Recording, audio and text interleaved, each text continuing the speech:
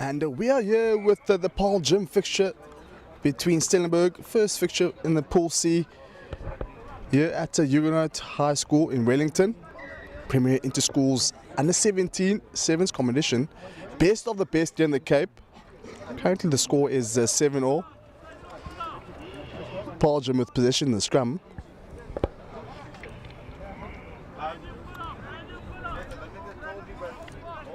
Clean take here from Paarl Gim, straight to the centre, takes it up. And they do have numbers on the outside. Jinx back in field. Clean take here for Paarl Gim, they do have numbers. Going back blind. Shimmy through by the centre. Overlap, showing go able to scrum off, but just a half a gap. Again, taken to the wide, and a try is given by the ref. And another try here for Paarl Gim in the corner. Second try this morning for Paarl Gim. Paarl Gim invitational side.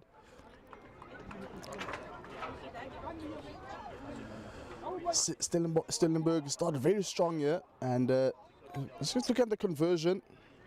And the conversion is no good. Currently score is 12-7, I beg your pardon, to Paarl Gim.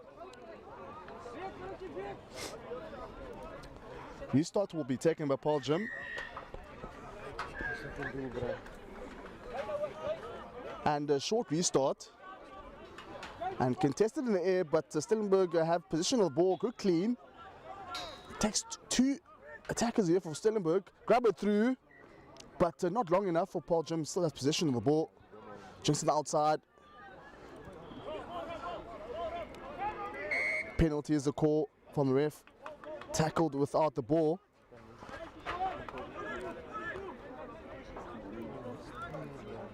What does Paarl Gim do here? Kicking in the corner, quick tap. Looks like they'll be going for the corner. And they do decide to go for the corner. Now inside the 22 of Stellenberg. It's very interesting how teams coordinate themselves with sevens. It's no more 15s, it's sevens. So they do decide to go for a three-man line out. And it's a maul. It is a maul here from Paarl Gim. Unfortunately, still going.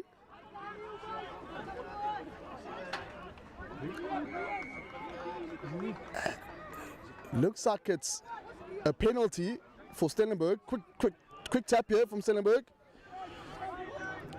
2-1 overlap. There is numbers on the outside. Just give it, young man. Oh my word. There was a chance in the outside.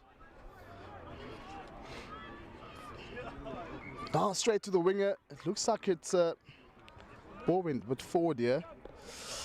And Paarl Gim now with possession of the ball.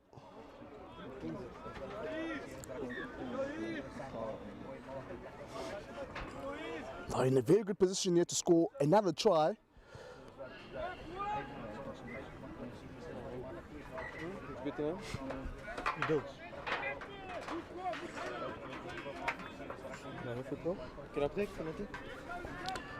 Paarl Gim straight to the centre. Ball not going straight to hand, straight to the winger. Jinx straight through back in field to the centre.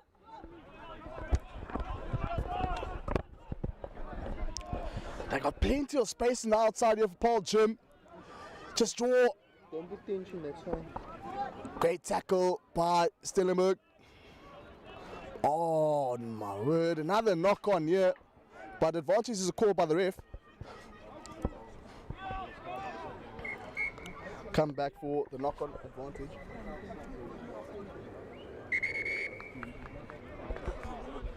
And that is a half-time score. Paarl Gim leading the first half, 12-5, and we'll be back after the short break.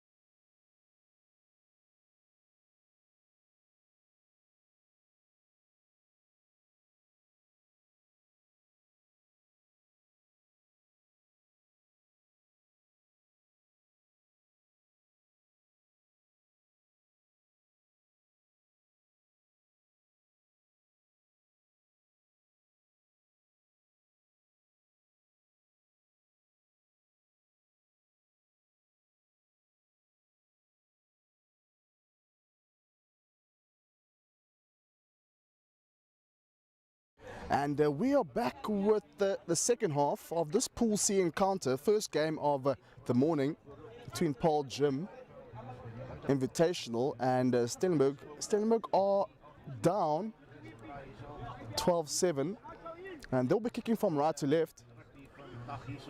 And we're underway with the second half. Good restart here from Stellenberg. Paarl Gim now with possession. Straight to the fly off. Still holding on to the position of the ball here.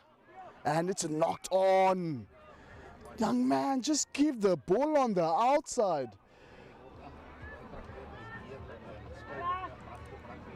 I mean, if you're not sure, just give it to the outside. Let's see what the gas men can do for the side. Now middle scrum here for Stellenberg. They're in great position here to score some points onto the board. They are down 12-7.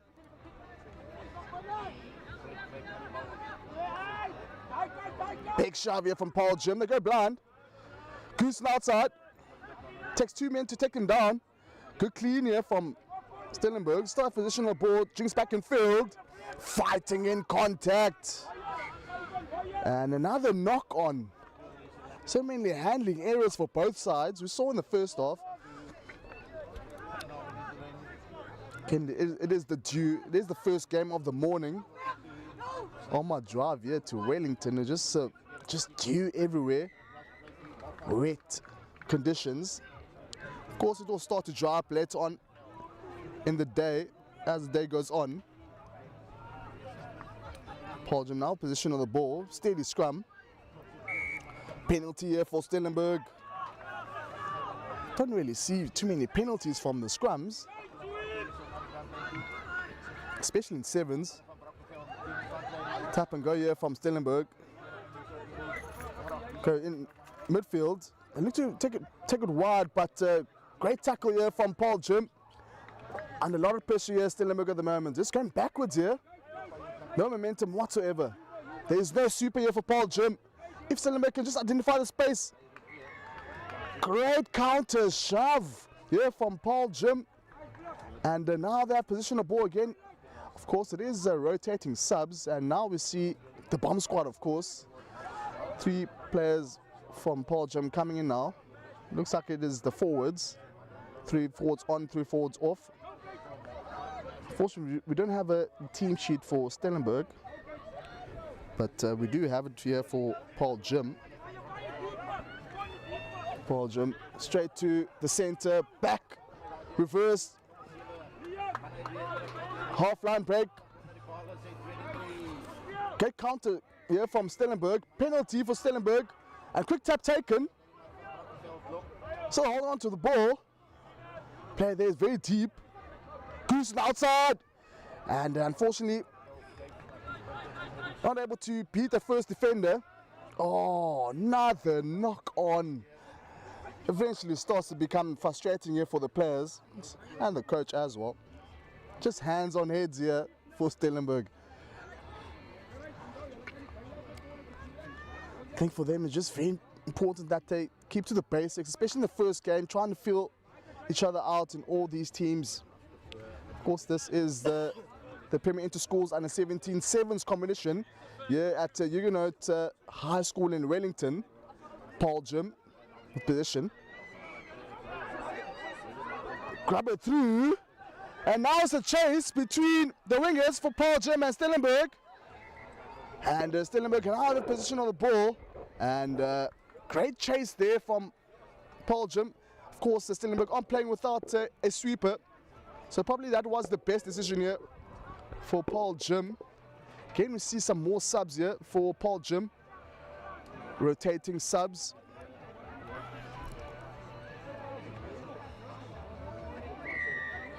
Going for the 3-man. We could anticipate another more here. There is a scrum off. More, of course, again from Paarl Gim. Second maul of the morning. And they're still going. Looks like it's all 6 players here for Paarl Gim. And they're still going. The maul is still moving. The steam train is moving here for Paarl Gim. And it does go to ground. Now we see the backs going back into the positions here for Paarl Gim. Stellenberg on the pump here. And pick up and go here from the tight forward. Another try here for Paarl Gim. First try of the second half. Score now is 19-7 for the invitational Paarl Gim side.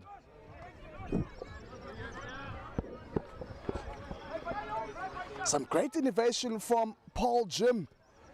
And we're looking for at the conversion attempt, and it's no good. 19-7 is the score, with Paarl Gim to kick off.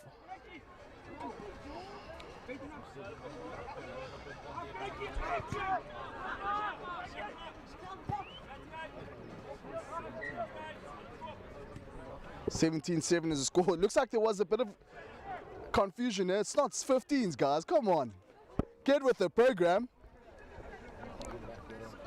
Team that scores does kick off. Great restart here from Paarl Gim. Great take from Stellenberg. Tap and go here from Stellenberg. And it goes right through. Beats the first defender. There's a bit of momentum here from Stellenberg. Penalty advantage is the call from the ref. Show and go, but no space here. Number 9 for Stellenberg. Goes a quick tap and go again. Goes to the right. Beats the first defender. This is what you like here from Stellenberg. Bit of momentum. Oh my, as I start to speak so highly for Stellenberg, and they concede a knock on. So again, it's just the handling errors here for Stellenberg, just costing the side. Gaining all the momentum and losing the ball in contact. It's not really ideal, is it?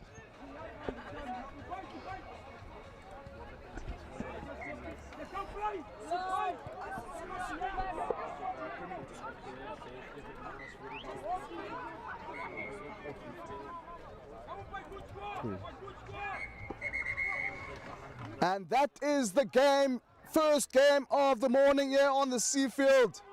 The under-17s in Pool C. It is the victors of the first game, Paarl Gim, beating Stellenberg 17-7. And that is that for the first game. Advantage for Paarl Gim. And we'll be back after this short break.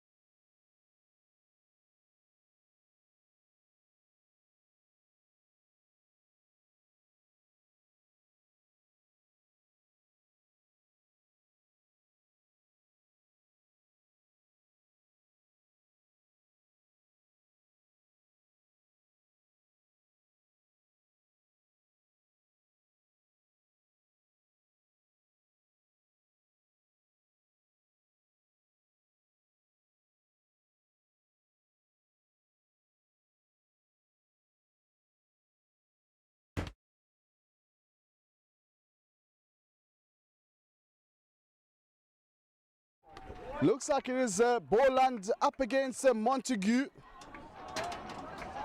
Boland playing from left to right. And then the black and yellow. Do have numbers on the outside. Big carry. Does he have their legs? Great tackle from the player from Montagu.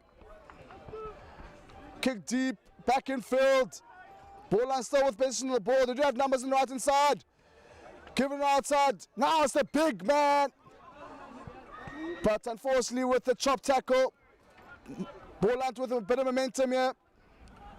To number 12. Back in the winger. Step back in field. So that position of the ball. Still fighting in contact. All the strength in the world. Again momentum. Cross kick here for Boland. Great takes. Jinx back in field. He did have numbers on the outside. Why not give it, young man? But Boland still with possession of the ball. Back in field. Show and go. Didn't know what to do with the ball. Just said twinkle toes. They go back to the right hand side. To the fly off. Van Bo. That's it. Hanging outside. Montagu fighting here really hard under the pump here. Penalty is the call. Van Bo on the captain, vice captain here with position of the ball. Great tackle, and it looks like it was knocked on into contact. Great defending here from Montagu. Under the pump, so many tackles, and first area for Boland. Let's see what Montagu can do here. There is no sweeper whatsoever, so they can decide to go for the exit, then let the wingers chase for the ball. Big shove here from Boland, and they look to go to the wingers. Switch back in field here. Some great play on display here for Montagu. Ball is set to go backwards. Double knock.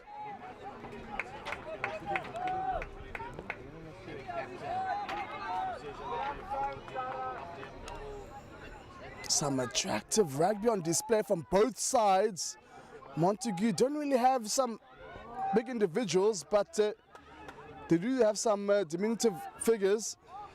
Are you going to sit there with you? Are you going to sit there with you? Are we going? I want to go to it. Another big scrum here from Boland. To number 9, Jinx back in field. Looks like it's standard. Fights into contact. Jeepers, what a clean out. Can't wait. Jeepers, there's some big boys here for Boland. Again, ball not going to hands. Devon Meyer finally with position on the ball. Again, handling errors here from Boland, starting to build. Montagu relieving themselves a bit of pressure here. Let's see what they can do with position on the ball. We saw glimpses of their attack, but it's just very important that just retain the position on the ball. The field is starting to dry up a bit. Big scrum here again from Boland. Cruising outside here from Alden to Cocker. Still going. Back in field here for Montagu. Again, another knock on. These knock-ons are starting to build here. Oh my word.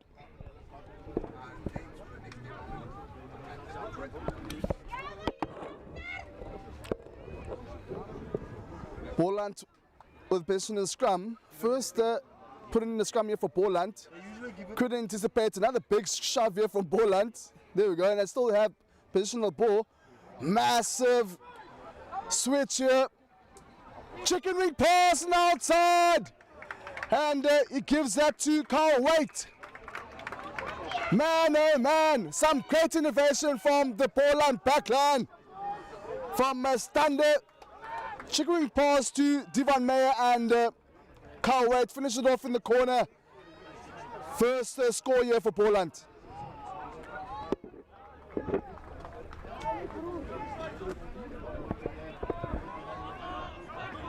Devon Meyer now with a conversion attempt. Great strike, but unfortunately just past the right hand upright. 5-0 for Boland.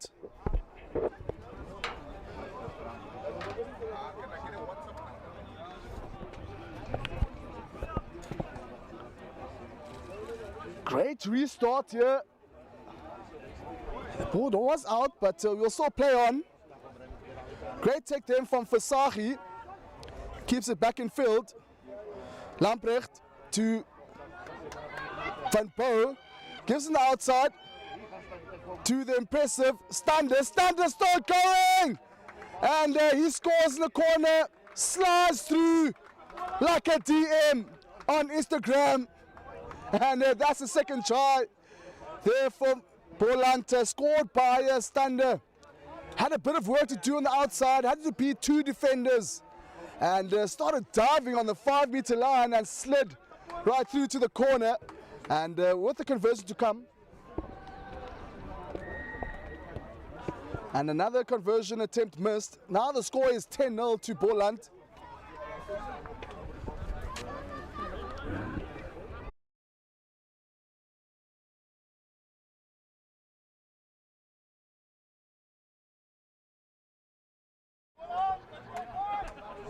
And we are back with the second half. Currently the score is 10-0 to Boland. It is the clash in Pool A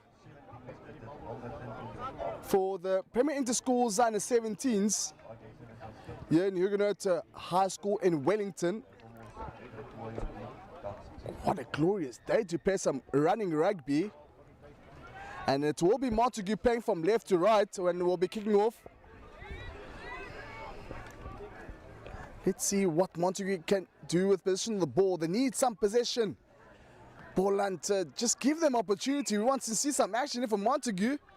And we're underway in the second half. Great take there from Stein Lambrecht. Some numbers on the outside. Strings back in field here from Kobus Immelman. And penalty is a call, holding on to the position. That's Mitch Null. Still going here, diminutive figure. Gives it to the winger. To Adrian de Kokke. Adrian de Kokke gives it the outside. And then Montagu with first goal in the second half. Great play here from Montagu. This is exactly what we wanted from this Montagu side. Give them ball. They will show you some flames.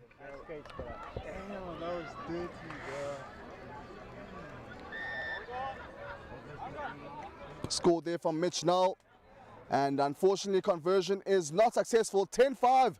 Boland still leading.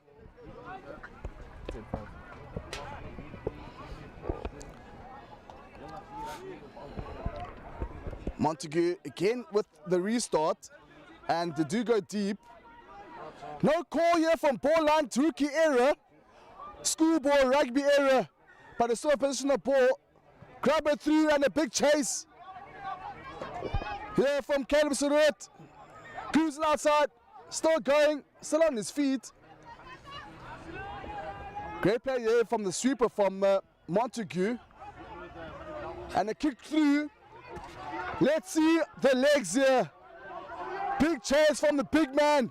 Up against the short, diminutive figure. It's the Kokke again. Up against Daniel Hans. Daniel Hans did very well here to retain possession at the back. And that's a Stander. Show and go. Here from Edelman. 2-1 here. Oh, and unfortunately, ball is not accurate. Ethan LaRue. To Mitch now. There's numbers on the outside, and does give it.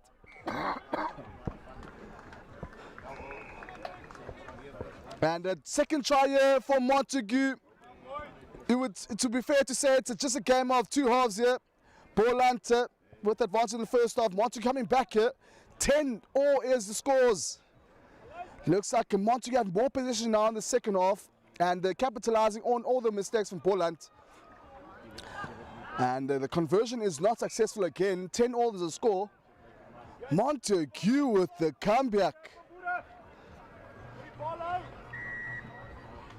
And it was Aldrin de Kock again with another try. Great restart from Montagu. Looks like not able to get the position of the ball there. It was Carl Waite. And Montagu with position of the ball. Turnover in possession. Mitchell back in field to base. I love the handling skills here from Montagu. Shot and go again from midfield. Just half round break. And it's now again going back blind. Back in field. Balls just keep on moving here. It's fair to call them the Flying Fijians. Ball just going from left to right. Goose outside, still had position the ball. But again, they are just going backwards here, Montagu. What a step back in field there from base. So going, step back in field. Short pass to now. What does now do? Grab it through. And Aberg with the grab it through. Boland now position of the ball. It's Josh Kruger. And that is Kobus Immelman.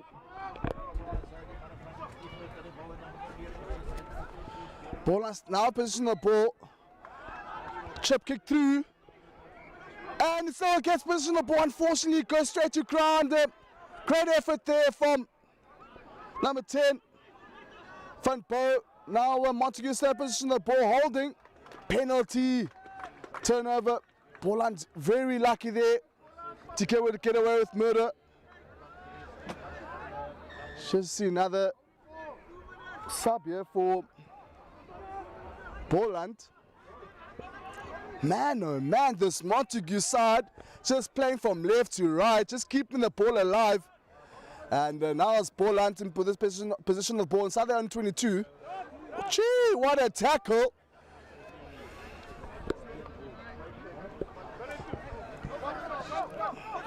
Good fight here from Fasahi. Just need to be patient here with the ball in position of the ball here, Boland. Cross kick here from Skuman. They're still going here. Great take from man on the outside. Goose back in field. Still fighting in contact. And Porus back in field. Boland still in position of the ball. Looks like it was Gian van Bo. Boland, there is so much numbers on the outside, just give it. You need to give the ball on the outside. And gives the ball, he does, to Carl Waite. And the Boland side was so patient. Good cross kick and able to find the space on the outside. And try has been scored by Boland. 10-15-10. 17-10 is now the score for Boland. Great fight back from Boland.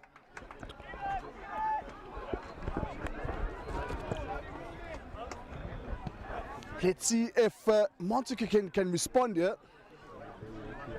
Plenty on the line, last minute. Great take in the air, but it was knocked on by Daniel Hans. Man, oh man, this game has been so intense.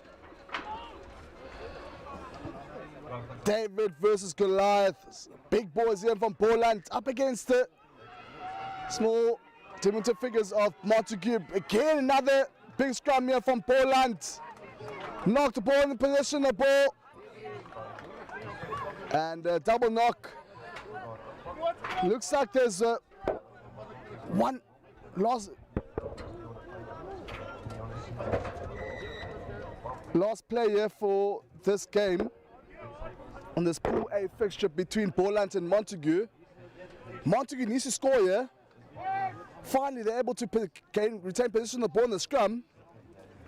They're very deep here, Montagu. Again, they're going back reverse.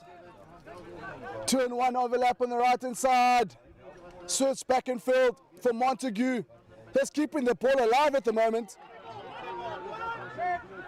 Just reminds me of the Flying Fijians, just keeping the ball alive. That's definitely what you want to do against some big fellas here from Boland. Goosen outside. Oh, he beats the first defender. What does he do again? He beats him on the outside. It's the footwork. Does he have the legs? And it looks like he scores under the poles. Beats two defenders. Goosen outside. Try has been scored by Montagu. Great play here from Montagu. 15-17 with the kick to come. Man, oh man, this game so intense. And that is that 17-all is the score between both these sides. Some entertaining rugby here from Montagu and Boland. And they will share the spoils here in this Pool A encounter. We'll be back after the short break.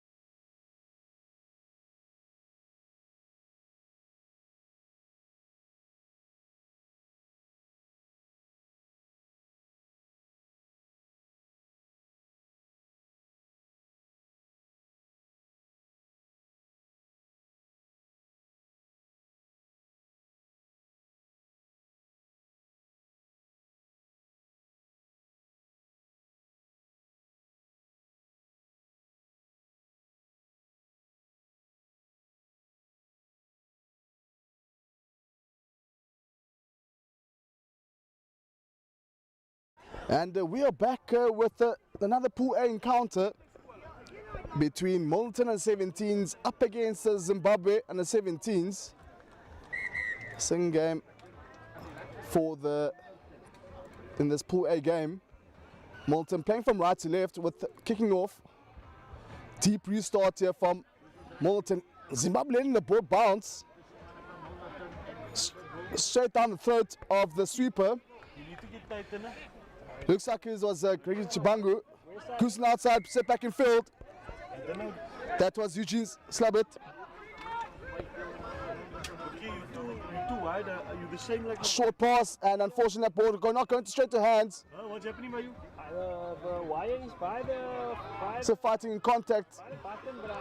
And a great counter there from Zimbabwe in the breakdown. Earned himself a penalty. Let's see what they can do with position of the ball. Looks like it was Divine. Zimbabwe going in one. Down the middle, that was Lumbikani.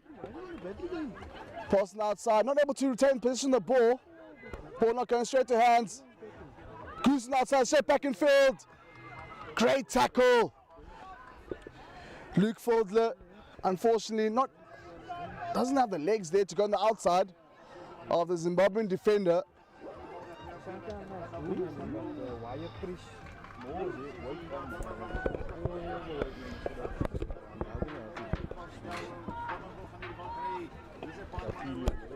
Zimbabwe still positioning the ball now deep inside the 5-meter line. And a fumble there from Zimbabwe. Milnerton with the first score in this first half. Oh, what a blunder here from Zimbabwe. And it's 5-0 to Milnerton.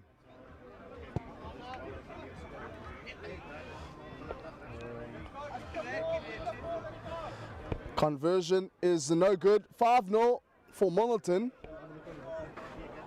Scrappy ball from the scrum.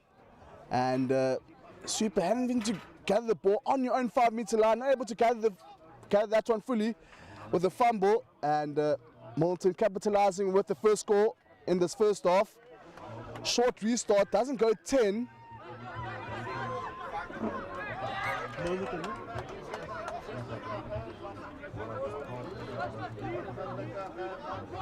Quick tap here from Divine, the sweeper. Again to the big forwards from Zimbabwe. Again another penalty. Second penalty in the breakdown penalty here for Zimbabwe.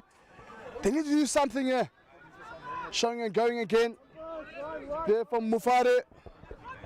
Tackle not releasing. Again another penalty. The sweeper Divine with position of the ball. Zimbabwe just standing still and getting the ball. They need to run onto the ball here. Giving the ball on the outside to the winger. What does he do with the ball? Still fighting in contact. Two defenders on him now.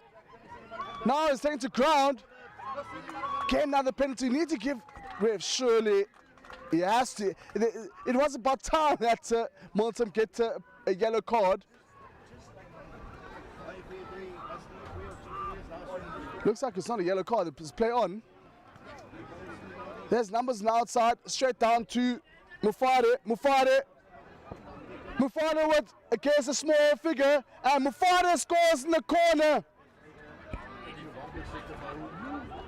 That is so unfair. Up against the small fella from Milnerton, and a great response here from Zimbabwe.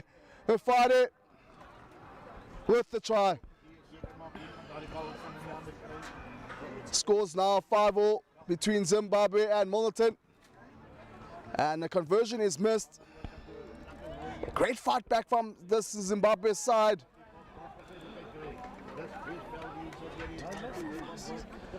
Fortunately, Milnerton will have to play 2 minutes with the man down. 6 players here on the park for Milnerton. Short restart. Great take here from Milnerton. Fighting contact, beats the first man. That's the other numbers on the outside. Oh my word! It is knocked on.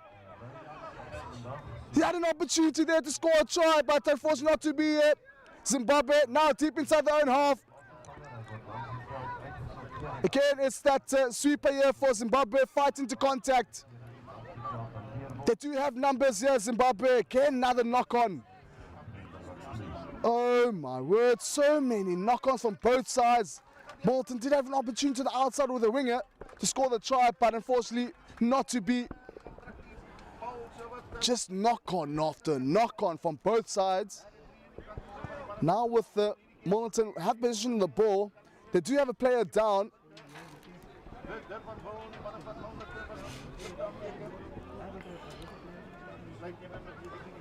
Going down towards the left-hand side. Goosen outside, gives it to the wing again, the ball doesn't go to hands. This is so frustrating here for Milnerton. Can you imagine what is going on through the mind of the Milnerton coach? First line out of the morning here for Zimbabwe. Go for the 3-man line out. Some big, tall, lanky figures here for Zimbabwe to Mufare. They can just kick the ball. Goosen outside. They do have numbers. Under pressure here, Zimbabwe. What do you do with the position of the ball here? Need to exit, young man. Need to exit. Still going N1. Zimbabwe still in position of the ball. Goosen outside. Gives it to the winger. Great tackle there from Milnerton. Don't understand why Zimbabwe is still playing the ball inside their own half. Still position the ball to Mufare, to the big forwards. Do you have numbers on the outside? Give it. Give it to the winger. What does he do? Unfortunately, not able to beat the first defender. Great fight in the contact there from Milnerton. Zimbabwe still have position on the ball. Again, it's the big figures of Zimbabwe. I must say, I've been really impressed by Zimbabwe's position on the ball here. Just phase after phase. Back to the winger.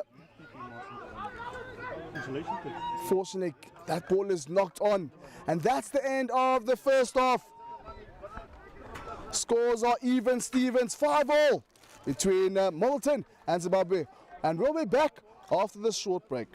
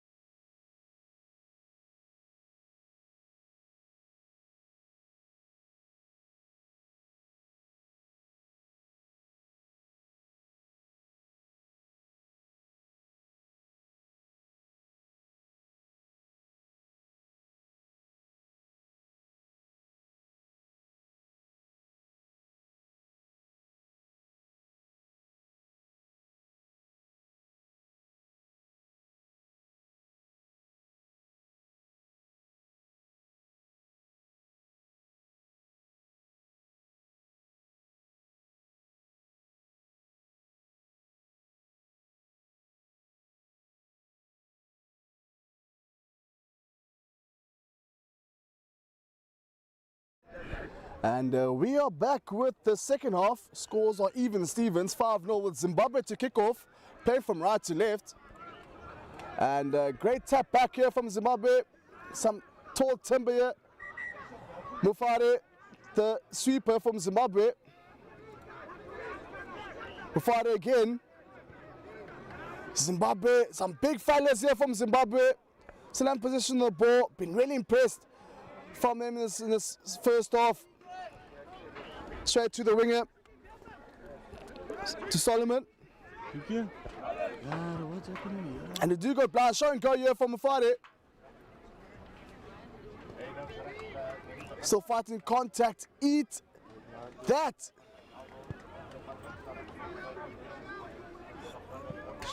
Jinx back in field here to Mufare.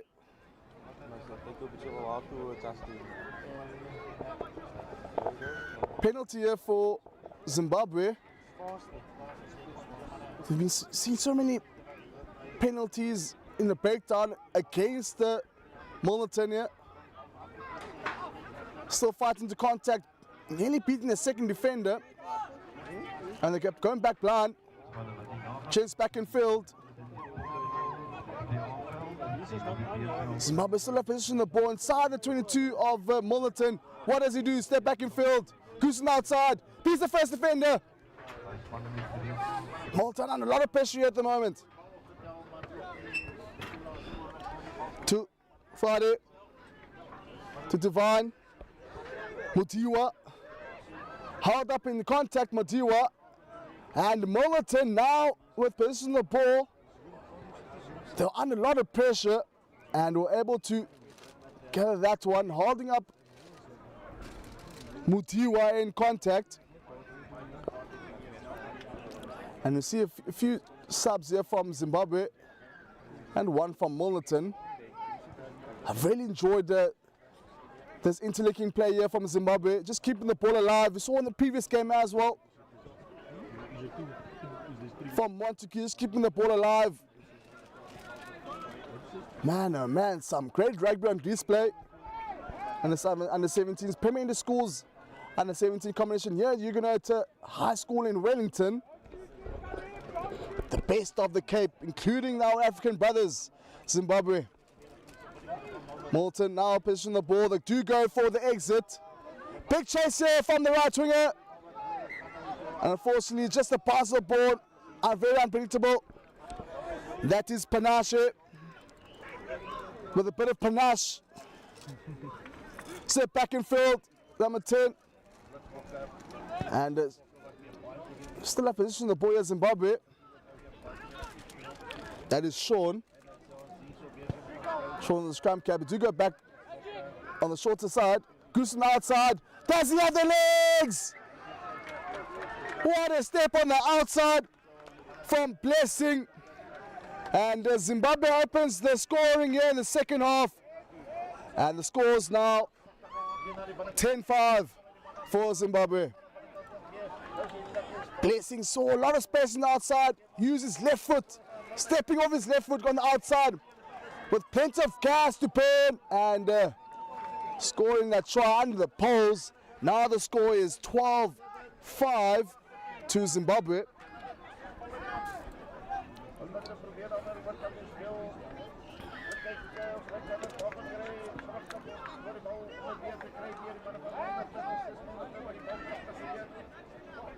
Zimbabwe with a restart from Mudiwa. Mudiwa does go deep. There was no chance whatsoever from Zimbabwe. Fiddler beating that first defender. Goose back in field here. Disorganized defenders here from Zimbabwe. So I'm still in position the ball. Penalty advantage here. There's a call from the ref. Do have numbers on the outside here from Milnerton. Step back in field. Tall lanky figure here from Milnerton. James Ferreira does go straight to ground. Fortunately, ball, the pass is not accurate, but they still have position on the ball. Beats the first defender. Nearly beats the second defender. The big figure from Milnerton. Pops on the outside. Steps back in field. Milnerton needs to respond here. Fiddler tackles into contact. Great fight here from Zimbabwe. Coming back for the penalty advantage. Go for the quick tap here. The sweeper goes straight down the middle. Go towards the right side. Step back in field. Great tackle there from Zimbabwe. Look, the ball went forward. That is very unfortunate. You're deep inside the half of Zimbabwe and they're not able to capitalize. Milnerton found himself very unlucky there. Again, a few subs here from Zimbabwe. Starting to lose a bit of the battery that we've seen in the past couple of minutes. So far, the 12 and a bit minutes have gone in this encounter. A minute and a bit remaining. Zimbabwe with position of the ball now inside their own 22. Mufade goes by himself. Fortunately not finding the hands. Looks like it's Blessing again. Blessing goes on the outside again, but unfortunately tackled. It worked the first time, but not the second time. They do have numbers here, Zimbabwe. Step back in field. From Tapiwa. Oh my word, another knock on. Just play on play from both sides, and Zimbabwe not able to score some points in that one. Plenty of line breaks, but no legs. Some tied legs from both sides. Currently score 12-5 for the visitors. Come to the end of this second pool A encounter on the sea field. Milnerton with position of the ball.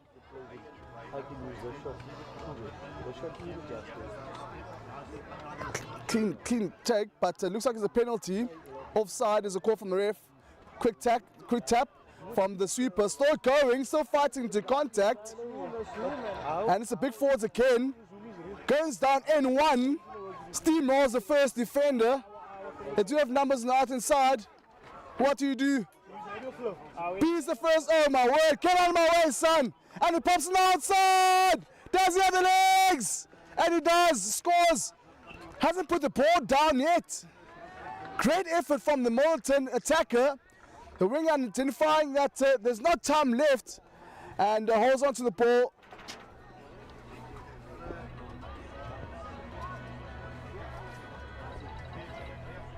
And with the kick to come, they need to convert this one in order to get to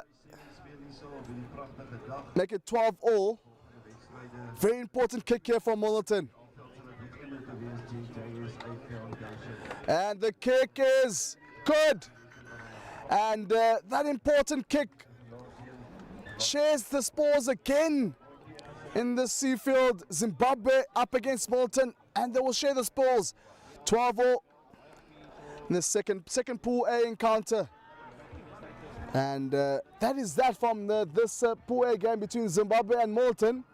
12-alls are the score, and we'll be back after this short break.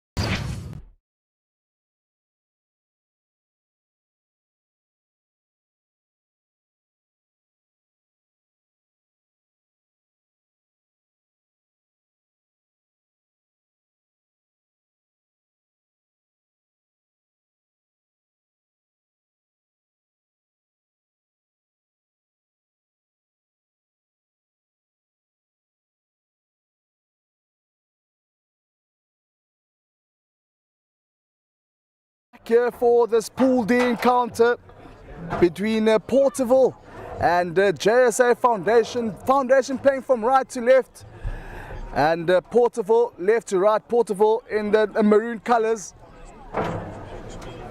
and JSA Foundation in the blue and white hoops.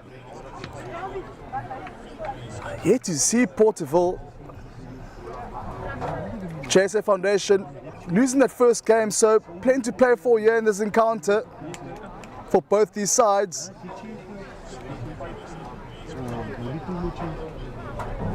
And it will be JSA Foundation with a kickoff, playing from right to left.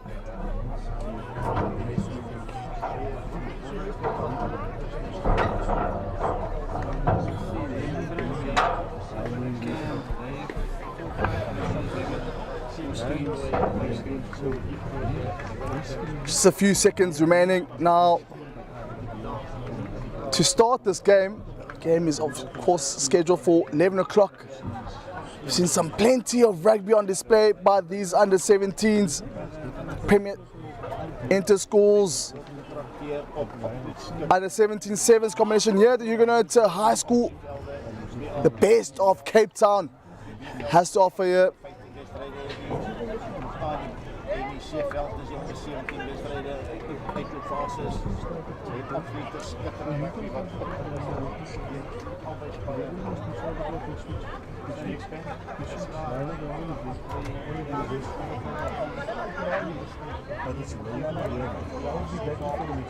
Just waiting to get underway here.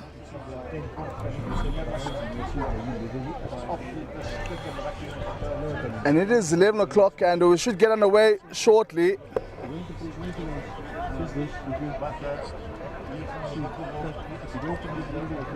Just 4 in front for Porterville and 3 inside the 22 for Porterville. So covering plenty of ground. And we're ready to get underway.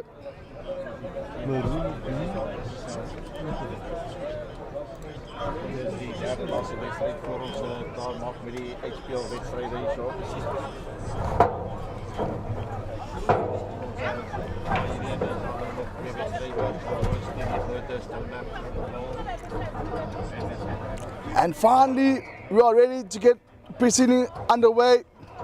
It is JSA Foundation, kicking from right to left. Porterville with the take.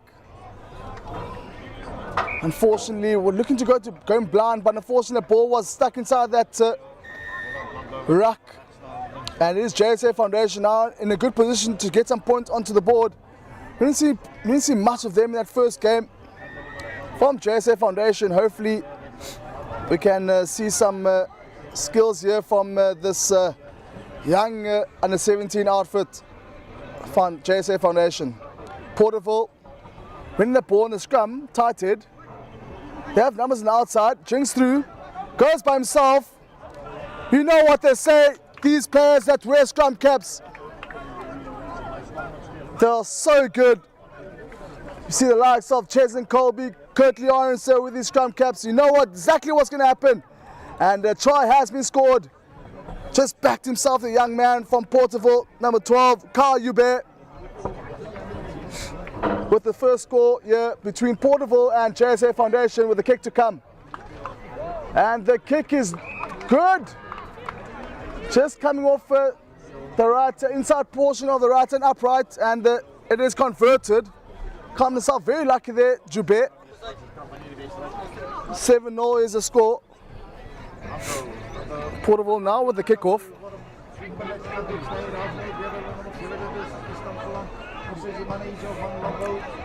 Great hanging kick here for Porterville. And it's play on. Fighting contact. Unfortunately, Jaden Els not able to gather that one. It is the JSA Foundation's ball.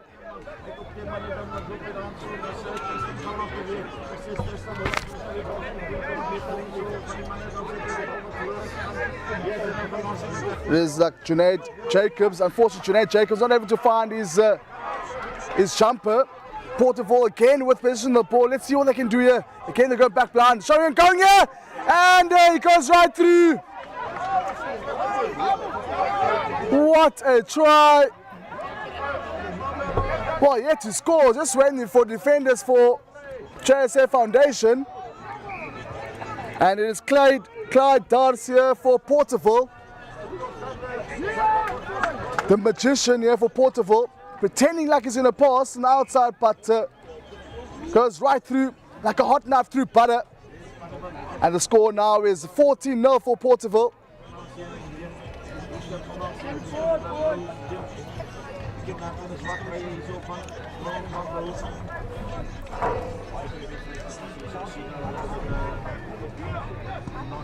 Short restart here. And unfortunately not able to gather that one. That was Jaden Els.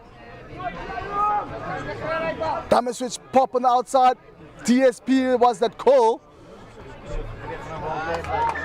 Irie with position of the ball. Again, JSA Foundation. Going down N1 channel. Now playing some smart rugby here, JSA Foundation. Just one off runners here. It's bound to happen for them to lose position of the ball in the breakdown with all those one-off runners. Porterville now with the possession of the ball. JSA Foundation, no, not 10 here. It is a penalty. The ref needs to get a penalty advantage here for players not being 10. Els showing and going in outside. Back in field here for Porterville. Some great rugby on display, playing left to right. Back pass to the winger. Chester. Does he have the legs? Yes, he does. Brackenfell. Finally, he scores. That's 19 points to 0 for Porterville. Man, oh man, these players have a lot of gas. And it's 21-0 for Porterville. I'm so glad I don't play rugby anymore because these players, man, oh man, they've got some gas here.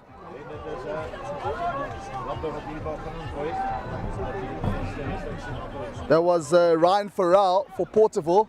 Deep restart this time. Jaden Els. Spot tackle, but able to get it through.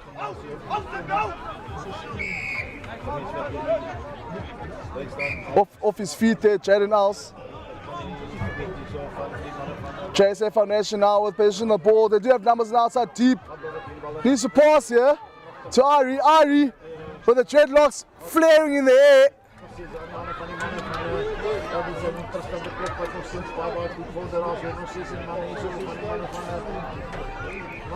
Ball just going and begging here. JSA Foundation not able to set up a few phases here, just losing position at key areas or key areas of the field.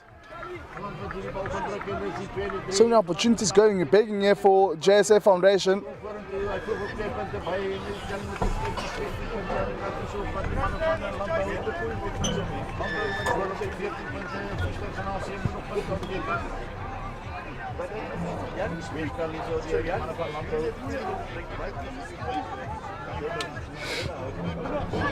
Porterville with the put in. Going down to the centre, step. Penetrated for the centre, still holding on to position of the ball, still on his feet. Some great core strength here from the young lad from Porterville. Again is that the winger again going outside, backs himself, does the other gas, unfortunately gets taken to ground. Looks like it's a penalty, high tackle. Demondre Willemse.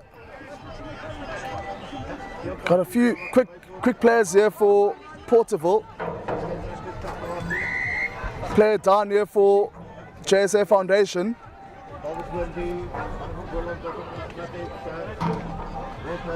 Is it not rolling? Is it not time?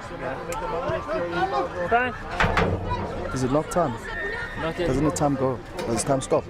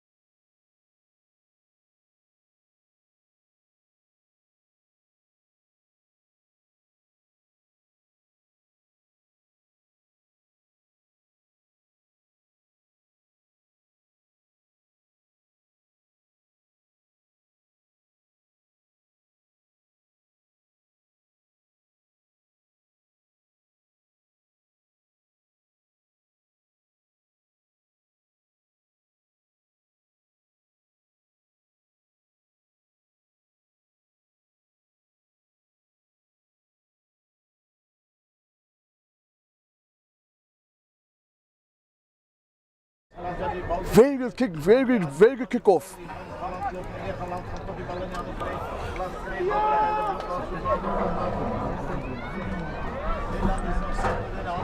Thank you. Another piece of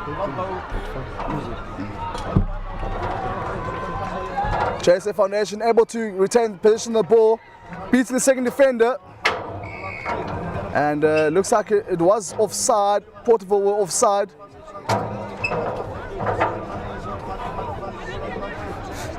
Quick tap here.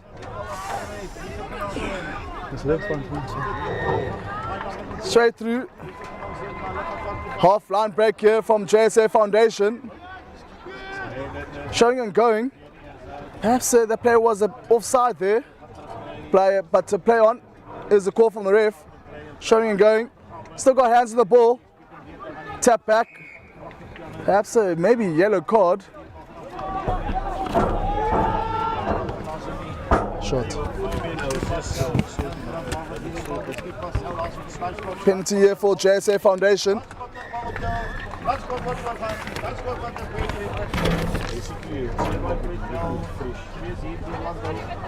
And they go for the quick tap. Skip pass to the winger. Short pass again. Porterville not committing any defenders in the breakdown. Again, another pass going and begging. Chupé again, is that man? Does he have the legs? Can he go in here for his hat trick? Just a bounce of the pass. Again, I've been saying to you about these players with these scrum caps. Menace to society. Third try here for Mr. Chupé. It's going from bad to worse here for JSA Foundation. 47-5. 47-5 is the score, and that is that. Porterville winning this encounter 42 points to 5 against JSA Foundation. Great rugby on display here from these young men from Porterville. We'll be back after this short break.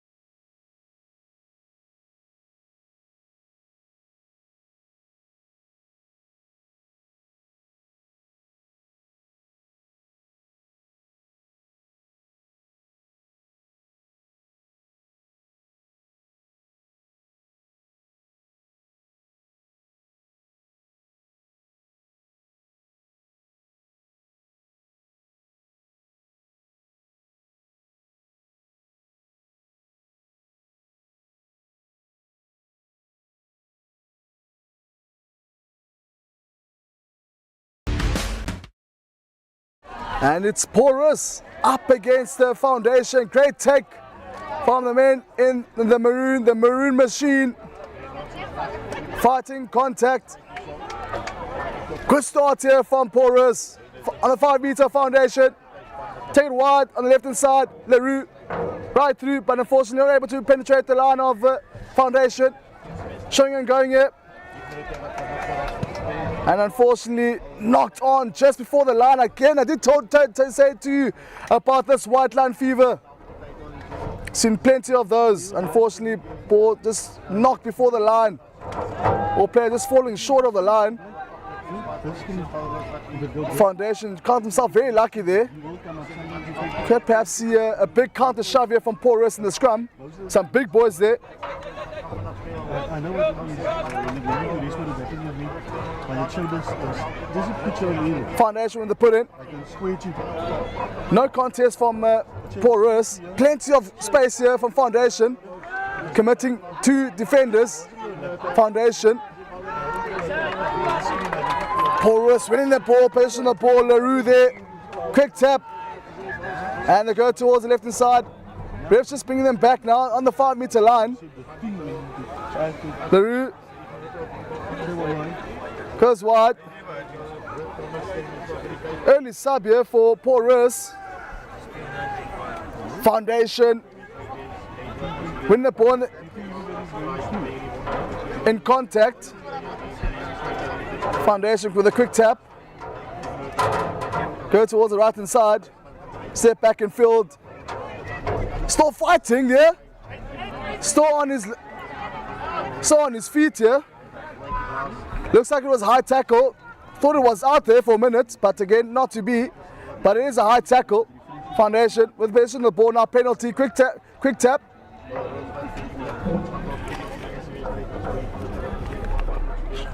Half line back straight through here. Pop pass into contact. Foundation sort of positioning the ball here. Some impressive play here from Foundation. Let's see what they can do here. Deep inside, half of Porus. Goosing outside. Goes by himself, the young man. Straight through. One man, one defender left. And then straight through there for Foundation. Beating 2 defenders from Porus. Straight under the poles, 5 love for Foundation.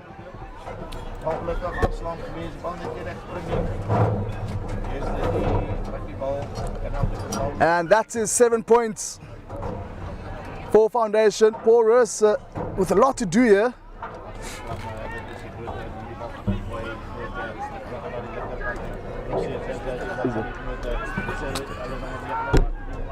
Beg your pardon, it actually is Hugenote High.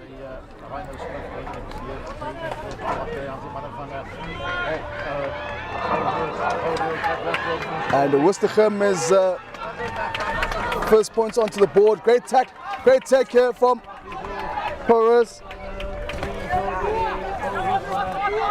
Fighting to contact here. Porus with position on the ball. They do have numbers on the outside. Paarl on the outside. One player to his left. Does he have the legs? Does he have the legs? But great tackle there from player from Gim.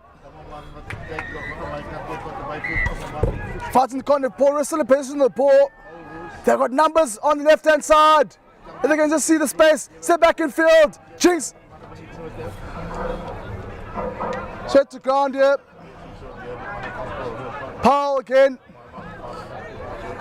Skip pass on the outside. And unfortunately enough, Porus gets points on the board. Porus very patient there, and eventually Hugenote High,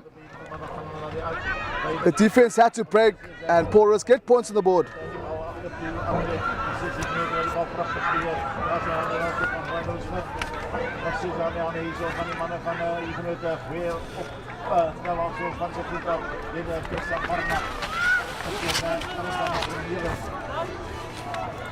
And the kick is good. What a kick from the corner. 7-5 is the score. Beg your pardon, 7-all. Getting it all wrong there this morning. Restart there from Tristan Armitage, and unfortunately doesn't travel the 10. Let's see what Gim can do here.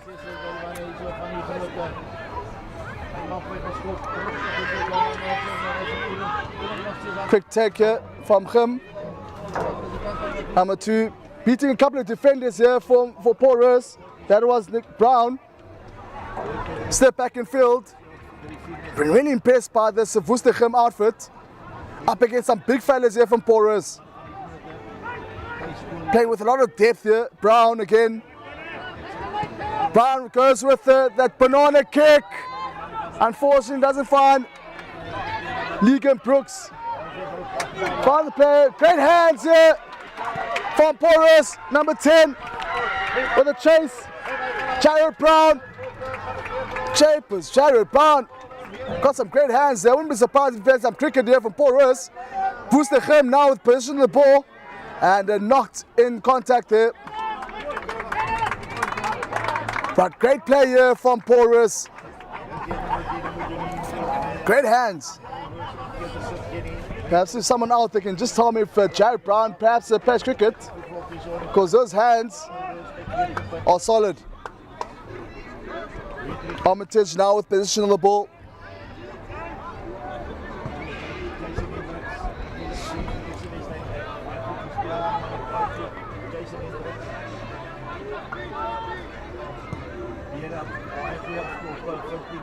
Clean scrum here for Porus to Leroux, to Oosthuizen, Sebastian Oosthuizen.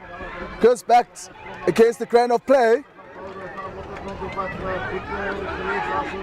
Goes towards left inside Armitage. Armitage to Jaden Paarl. Jaden Paarl still going. Armitage to De Bruin. Going back against the grain of play. De Bruin with position of ball. Unfortunately, going one goes forward from the hands of De Bruin. Hugenote High again, getting away with murder. Let's see what they can come up with here late in this first half. Goes towards the winger, Jenks on the outside. Unfortunately, not able to beat that first defender. But most important thing, Gim still have position on the ball. What's so nice, they're playing with plenty of depth and width here from Woestergem. Great interlinking play here. Great tackle there from Leroux.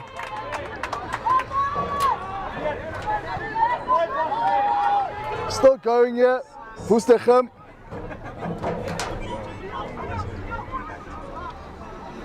Great counter shove here from Porus. But playing the ball on the ground. Penalty is the call. Scores are still 7-all. To number 7, Brown. Chip kick it over. Brown goes through. Does he have the legs? And Brown able to carry that one. Just one pass on the ball. Able to identify the space. There was no sweeper there from Porus. And another try now for Woestergem. Under the poles. Great try from Brown for Woestergem. And he converts his own try. And that's the end of the first half. Woestergem with a lead of 14 points to 7 against Porus. Plenty to play for in the second half.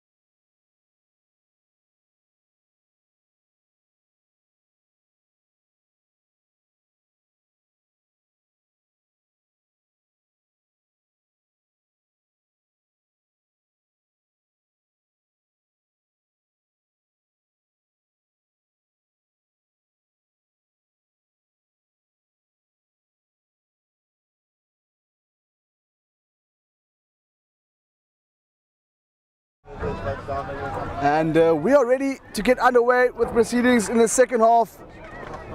Porus, the Maroon Machine, trailing this encounter by 7 points, 14 to 7.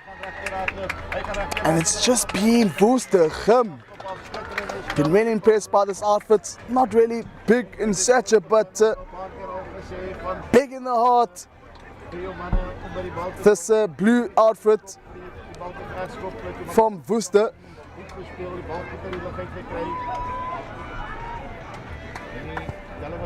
And they'll be kicking off in the second half, playing from right to left.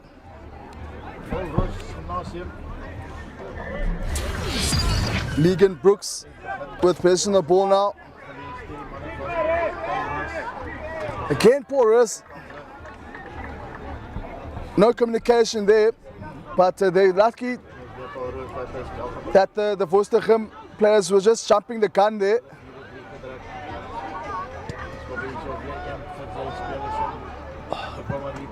Switch on the outside, back in field here from Brits.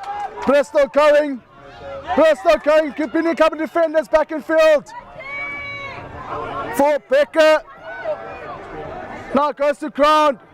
Numbers on the outside here for Porus. Goes by himself. Good start here for Porus in the second half. Unfortunately, Woestergem with that early infringement in the kickoff, and they were punished with 5 points in the hands of Porus. Score now is at 14 points to 12 for the kick to come. Fortunately, kick is unsuccessful, 14 points to 12.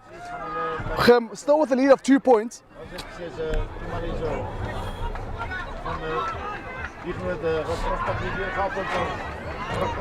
Porus now with the kickoff.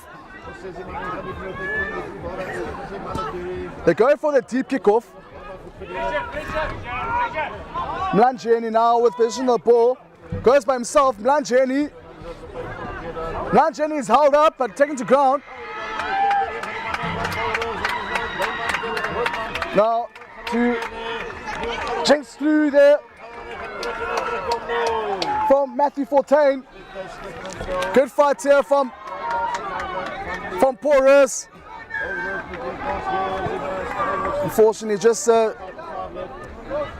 double play there from Porus player. Gim still pushing the ball, fighting to contact there. Not rolling away is a call. Bjorn van der Westhuizen. Unfortunately, it is a card for Jaden Powell. Now Porus will have to play with the 6 players for 2 minutes. Gim had an opportunity there, playing against 6 players from Porus, but Porus getting away with murder. Let's see what Porus does here. 2 points down. What do you do?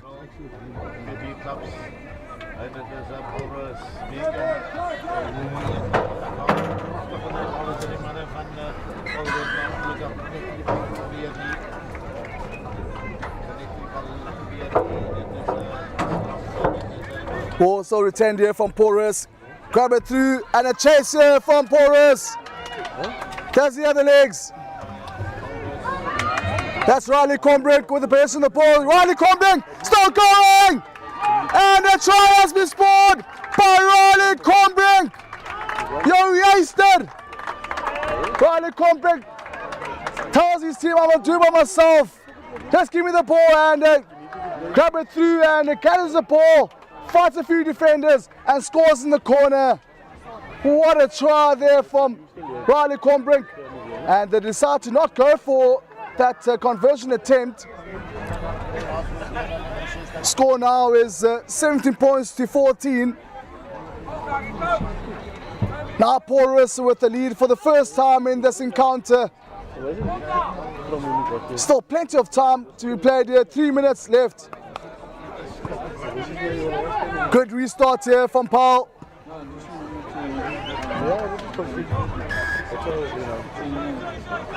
Just pulling there from Porus.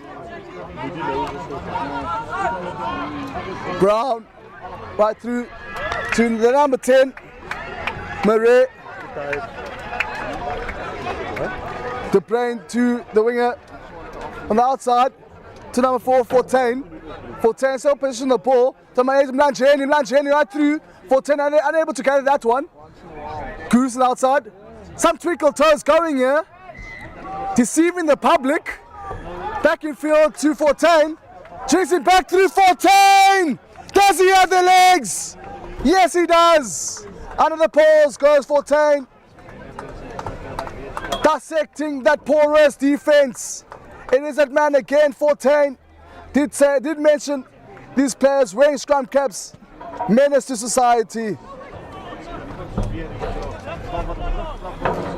19 points to 17 with the kick to come, and the kick is good. 21-17 for Gim. Matthew 14.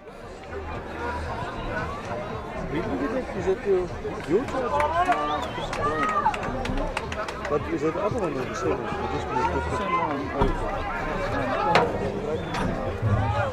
How he charges? But we have other batteries that I can charge. 14 now with possession of the ball. The try scorer. And it goes for the short restart, but not going 10. Combrink, position of the ball. Chase back in the outside. Combrink again. Combrink. Riley Combrink steps back in field, but taken to ground by Milnerton. Porus, position of the ball. Just inches away from the try line. There's numbers on the right hand side for Porus. Can they find the space? Power on the outside to number 2. And it sits back in field. Tom Cruikshank with the try. 22 points to 21. Man, oh man, we got a game in our hands.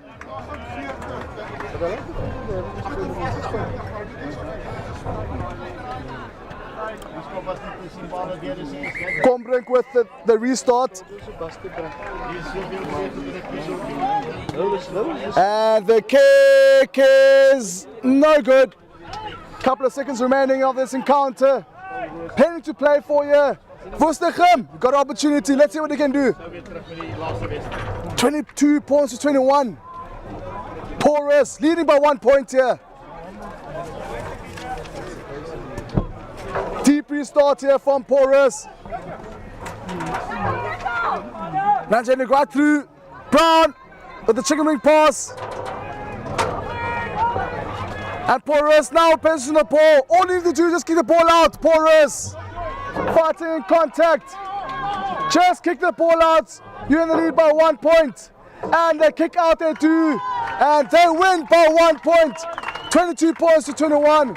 What an exciting encounter between both these sides. And Porus again unbeaten.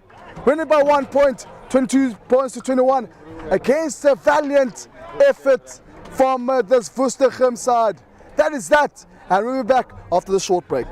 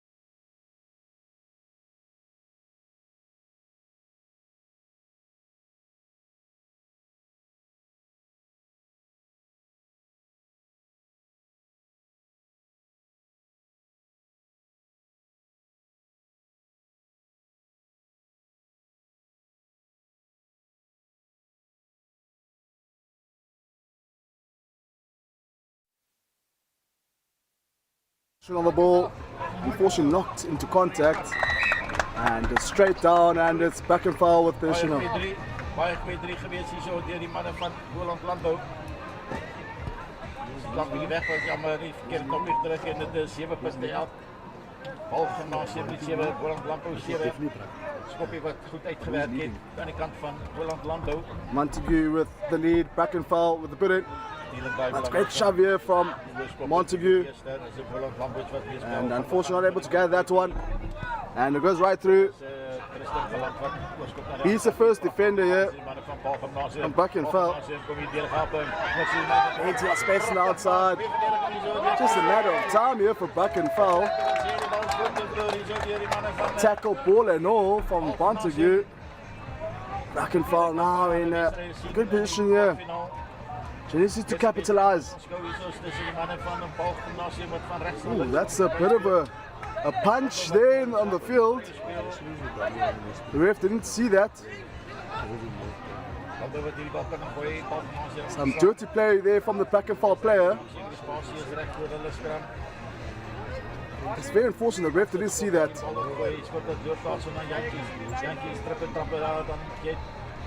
But then anyway we do play on. Is dit weer dan die ander also van broeder van 'n Wild wat 'n skitterende wedstryd gespeel het in die laaste wedstryd. Jantjies se trap en dan kom Jantjies. Pragtig weer gehaping. Jantjies nog steeds daar weer gehaping. Hy's op sy voete. Jantjies nog steeds Jantjies. Nog steeds Jantjies. Hy klop op 4-5 het dan word hy vasgevat. Boland gaan hierdie bal vinnig kry. Boland speel wyd hier sonder die hande hier so van Tristan de Kok. Tristan gaan hy oorgaan. Wat sê die skeieregter nie eens kort maar dan is hy nog wat oorval so aan die kant van die Boland. And restart is called by the ref.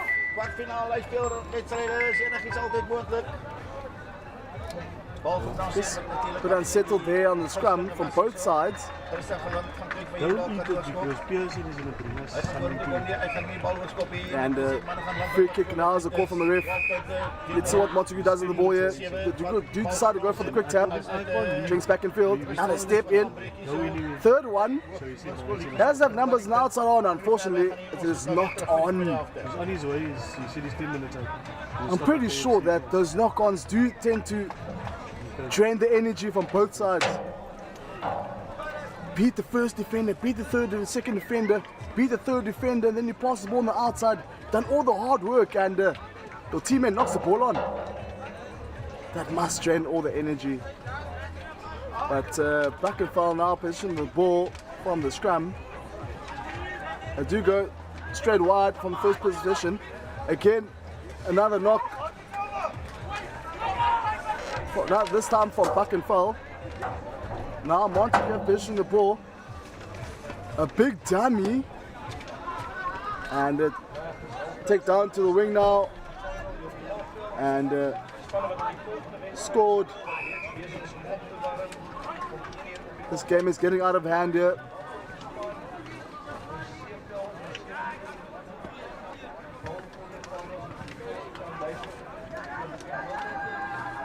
Try has been scored by Montagu. Let's hope the tensions doesn't flare up here. And the conversion is good and it is half time. Just hope tensions don't flare up here from both sides. There's some beautiful rugby display thus far. We'll be back after the short break.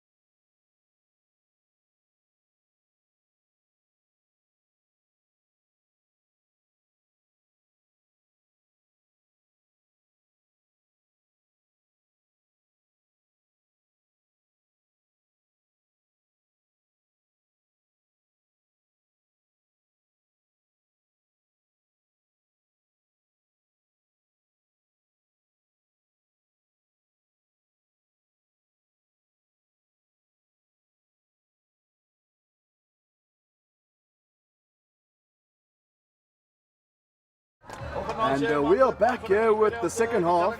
Just a score adjustment. It is 17-5 to Montagu. And it is Brackenfell now kicking from left to right.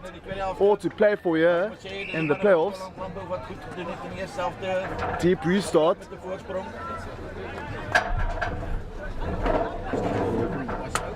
And right through here goes a player from Montagu. Does he have the legs? Yes, he does.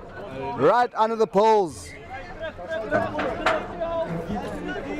And that takes the score now to 22-5. And that makes it 24-5. Is this going pear-shaped now from Brackenfell? Perhaps all the tired legs are starting to show here. Already playing 3 games, now playing the 4th game. Good restart here from Montagu, but it is locked on.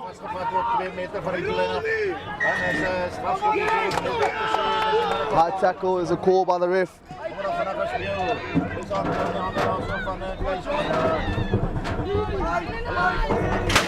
Brackenfell.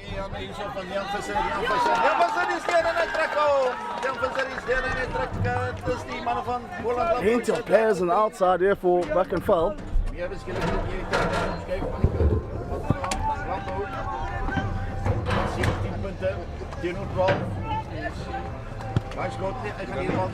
Again, another score here for Montagu. It's just going from bad to worse here for this Brackenfell outfit.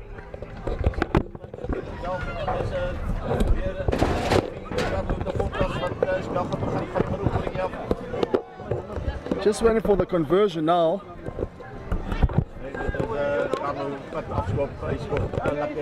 Score now is 29-5 and the conversion is good.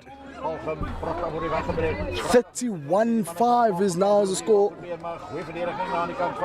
Die mannen van Boland hier opgezoekt. Dan wordt die bal ver veld afgeschoppen. Als er hier rechter besteedt, dan geeft daar die bal gelijk door. Score now is 29-5. En die bal wordt niet geschopt. En het is Lando wat probeert. Montagu now with position of the ball, retained from the kickoff. Another dummy sold. Sold at the Spaza shop. And Montagu still have position of the ball. It looks like it was a forward pass. Our ref says it's play on. Again, another one that goes right through down the middle, dissecting the Brackenfell defense. Might as well just call this game over and done with here. Montagu again with another try. And converted.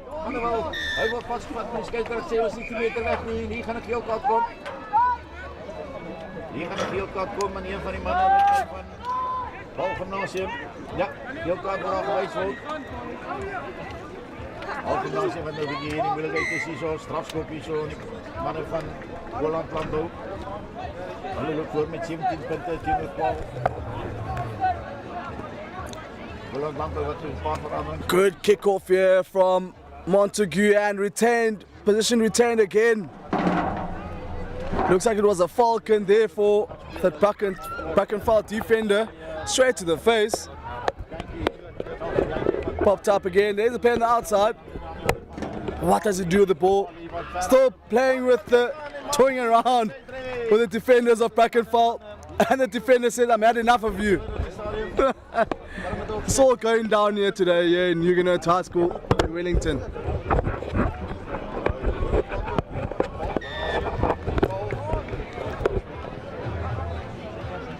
Wat gevaarlijk is hier, man. Je weet met 6 mannen spelen, 7. Bal gaat niet uit, dat weet ik niet. 3 mannen van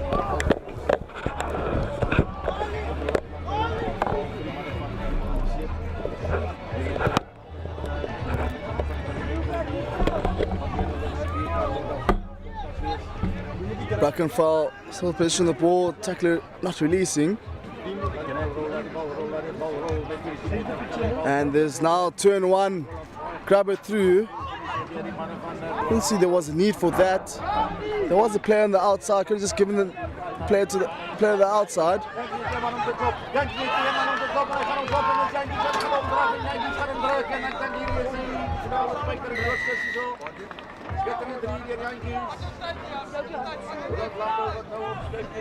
And Montagu going for the overthrow.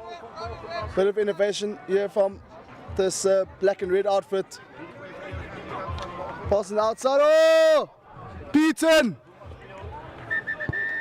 Beaten by the goose. The goose was just too strong. Man, oh man. The explosiveness of these Montagu players. Another score under the poles. Just going from bad to worse. More like pear-shaped. And that is converted.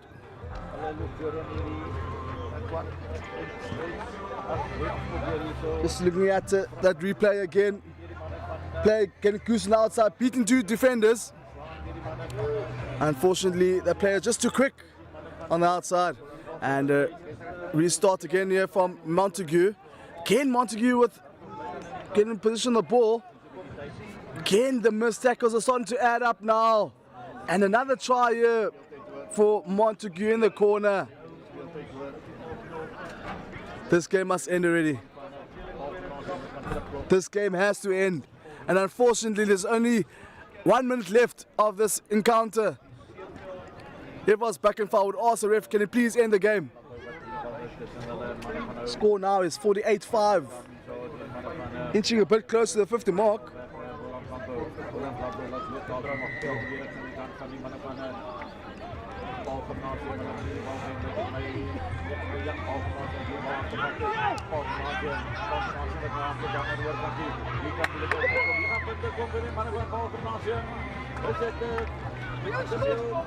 Okay, another one not able to take him there from Brackenfell. Brackenfell just can't seem to retain position from the kickoffs.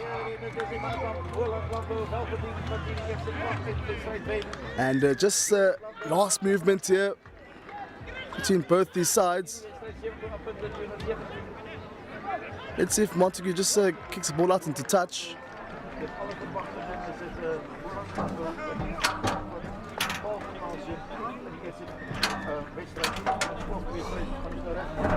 Big scrum here from Brackenfell.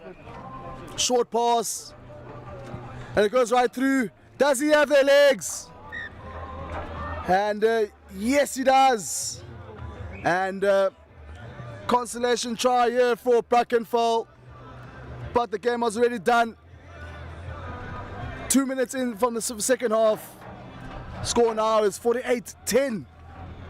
Beautiful short pass to the big center. 50-meter try. Had plenty of work to do and beaten the last line defense of Montagu. And that is that. 48-10 is the final score. Brackenfell victorious.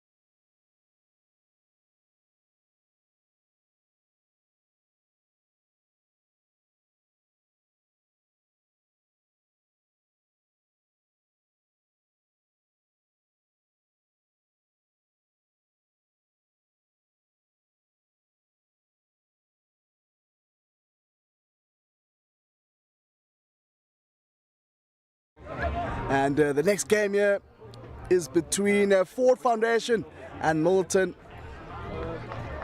Battle between third and fourth place in the pools. Fortunately, Milnerton just Very disappointing. Forward playing from right to left.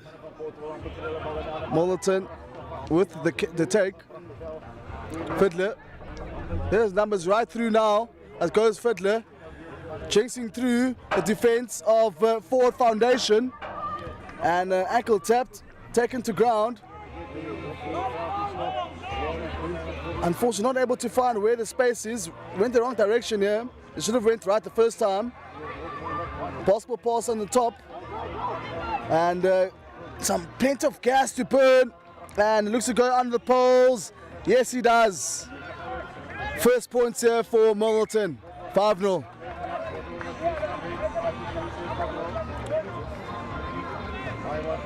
And that makes it 7-0 for Milnerton. Good start here.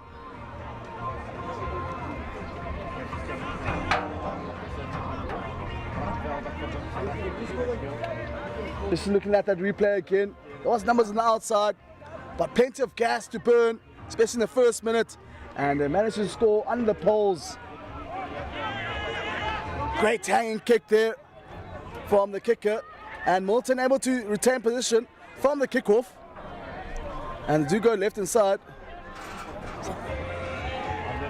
Looking go for the switch. Show and go again. And still fighting. Forward Foundation and the pump here. And it is a penalty. Looks like the player will have to go back on the mark. Quick tap again. Go down the right hand side. They do have numbers on the right hand side. Big fend. Big fend, and it is a try.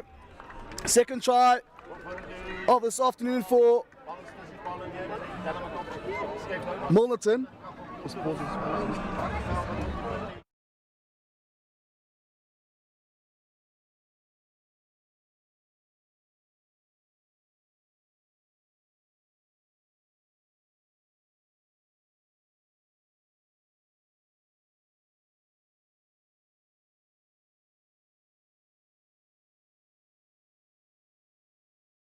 Youngsters. It's fine. Converted. Was I converted? Nie weet zo.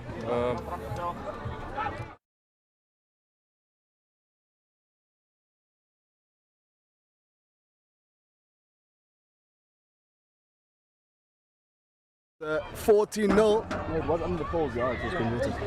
Deep restart here from Forward Foundation.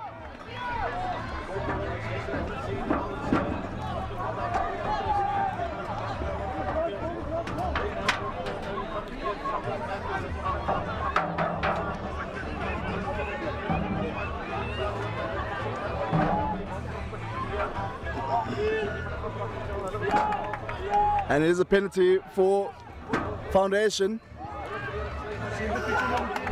And there's a late tackle here. There has to be a yellow card. But jeepers, they should have let it play on here. The Forward Foundation had an opportunity to go for the try. But nevertheless, the Milnerton have to play with the player down.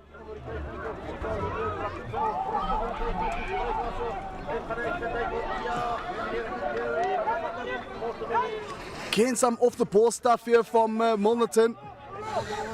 Milnerton are playing without a sweeper. Great choice, but it will be a penalty, a tip tackle. Some ill discipline. We saw in the previous game as well, some ill discipline from both the sides. And now in this game as well, from Milnerton. Milnerton are playing with 6 players now in the park for 2 minutes. Again, Milnerton are playing without a sweeper, so anything on top and chase would be ideal. A switch. Another switch in the middle. Losing his boot in the deal. Goose on the outside, still going. And unfortunately, there was a knock on. Again, it just comes down to those final passes, not finding the hands.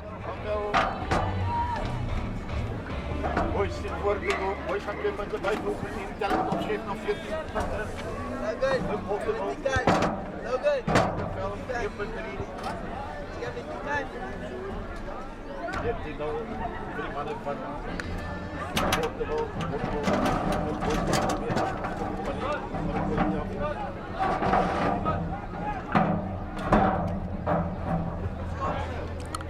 It is Milnerton with the put-in inside their own 22. Still playing with the player down. They have to go back towards the scrum. Great take from the player, taking on a couple of defenders. All the effort now, it's just a foot race. Pass the ball on the outside. Milnerton doing all the hard yards here with the player down.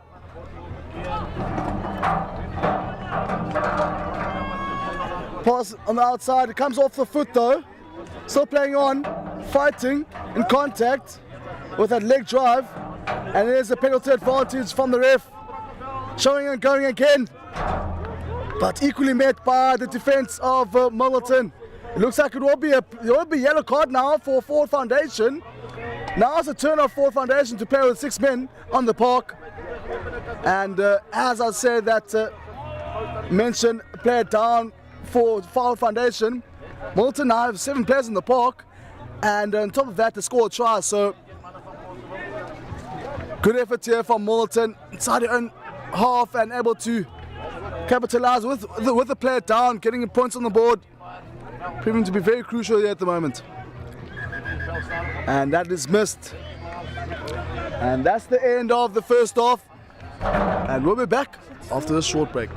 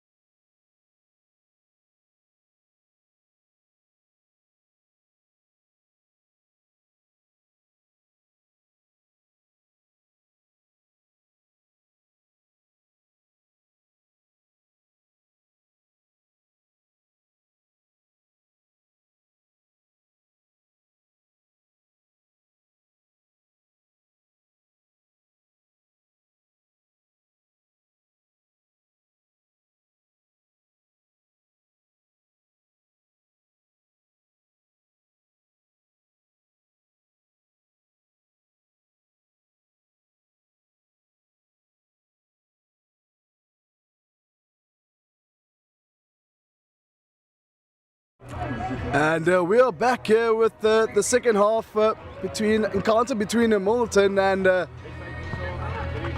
Ford Foundation. And unfortunately, Ford Foundation will have to play a couple of minutes and a bit with the player down in the sin bin. Great take, great set piece there from Ford Foundation. But defense here is sound, but unfortunately just high from Milnerton. Oh my word, that is very cynical. You've got to release the ball when you go for the tap, and the ref just explained to the player, you need to release the ball when you go for the quick tap. Unfortunately, didn't release the ball, and will be a scrum for Milnerton. Definitely not what you need.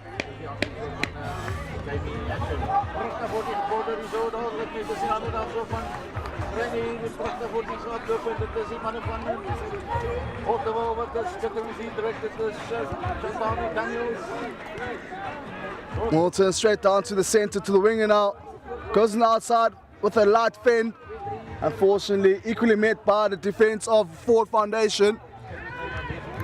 Just hands is the call from the outside from the defenders, or let me say the attackers of Milnerton.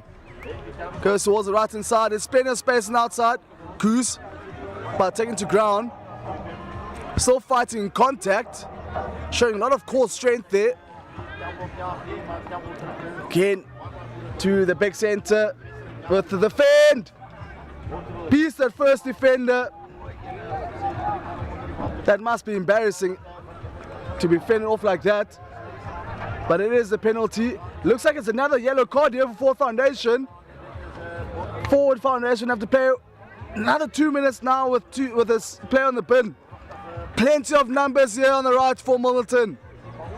They have to swing, and swing they do. And they score the try. Milnerton offered the ill discipline from Forward Foundation. And the kick is good from Milnerton.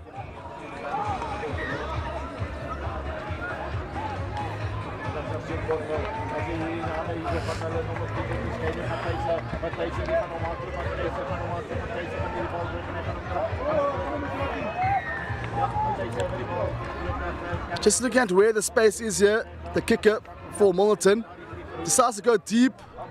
No communication whatsoever, letting the ball bounce, but they're still lucky to retain position on the ball.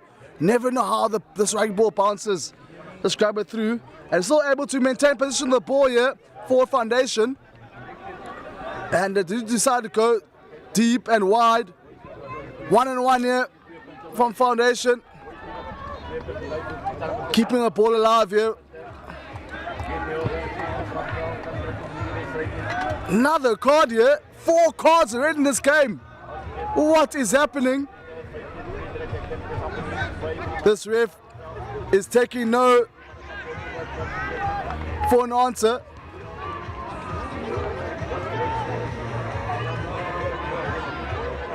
Quick tap here from Foundation. There is no sweeper. One to beat. Goes back on the inside, and unfortunately it is knocked on. Advantage is played. Milnerton now was played down. Grab it through. That's impressive. Step back in field. Does he manage to finish it off? Still going. What a try! He knew that he wouldn't be able to carry that one, but he decides to go for the grab it through and retains the ball back in field and managed to finish that one off. Some great individual play from the player from Wellington.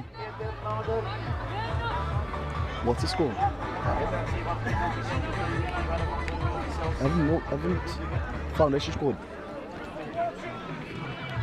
And the kick is no good.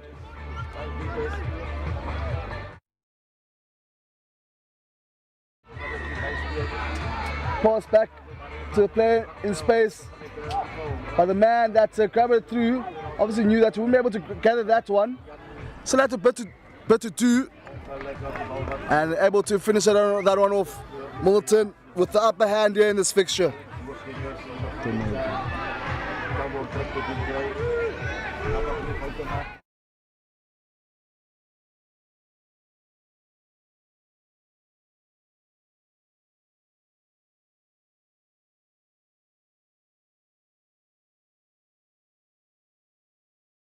By Forward Foundation.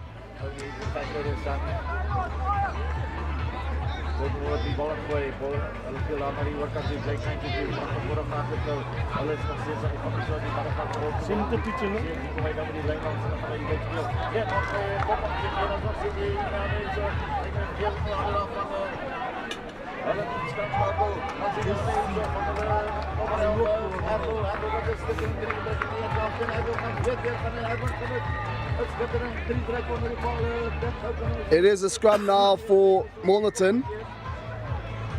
Able to retain that one. Going right through.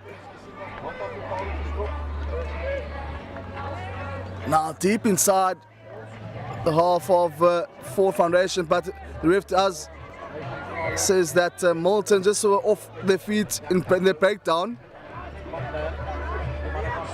Passes back on the outside, but equally met by the defenders.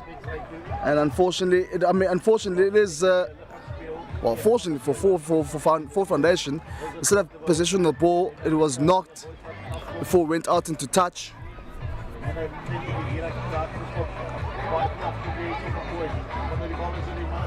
Player down now for Ford Foundation.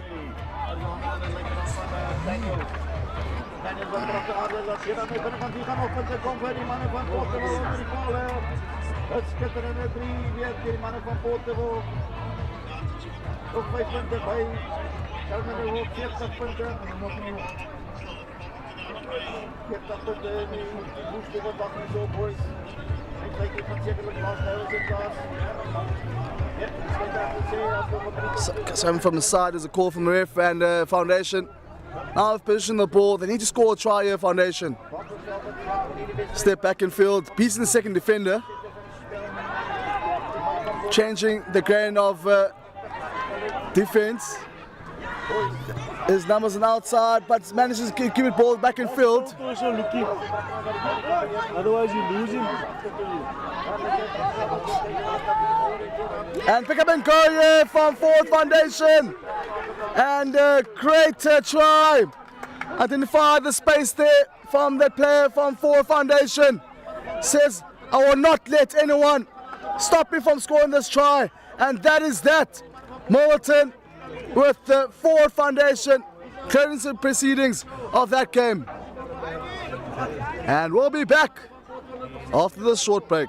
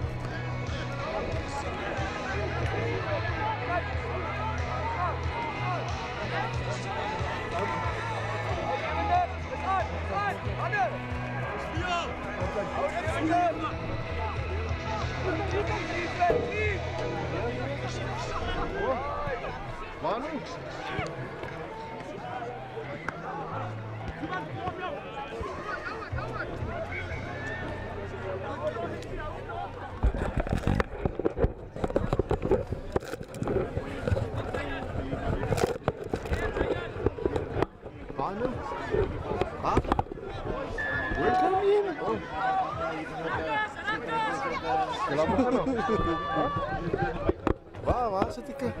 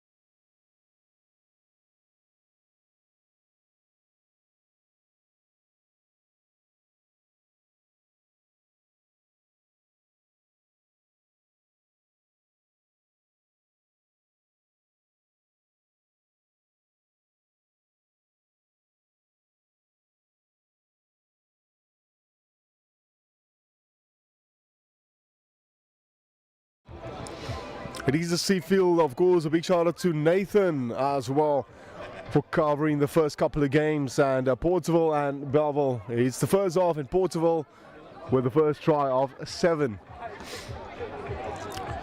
Beautiful, lovely blue skies in Wellington, the home of Hugenote High.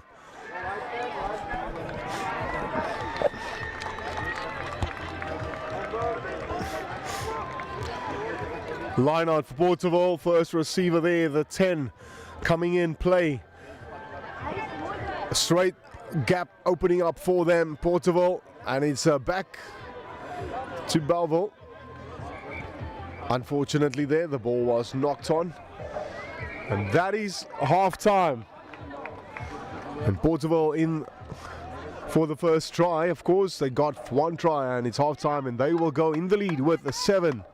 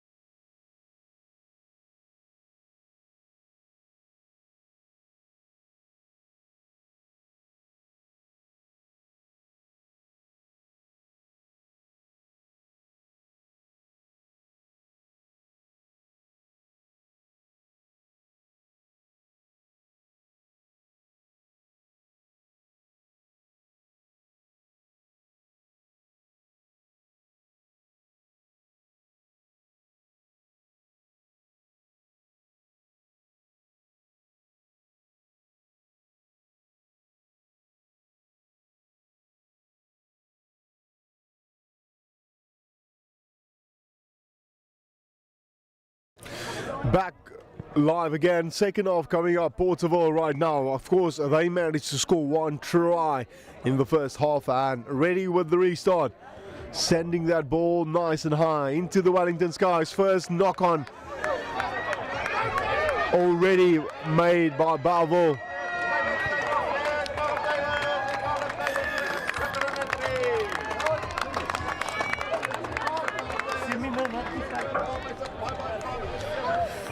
It will be the first scrum in the second half now for Porterville. They've got the lead. They do have the 1 try advantage.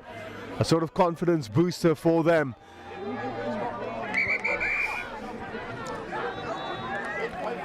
Such a beautiful day. People all around the stadium. 3 rugby fields, of course. And here comes Porterville now. Breaking away, breaking through, but 1 tackle being made and in for a second try. Porterville stretching their lead now to 12, of course, with a kick to come.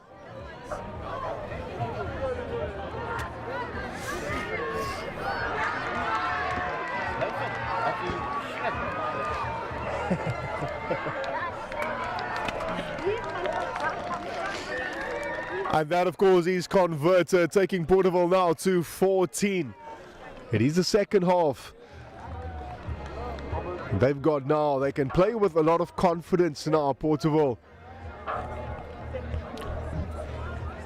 It is Bellville, and they're going to need to come back. With just under 6 minutes to go to the full-time whistle. Still time for Bellville to come back into this game. Out goes on by the referee for Bellville now. They've got a free play here. And look at this. This is so much better now from Bellville.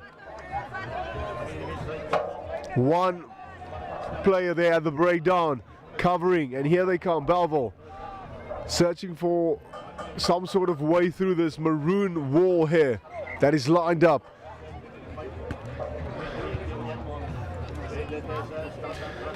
And it's another small mistake that Bellville just made there, so the ball will be handed back to Porterville for another scrum down.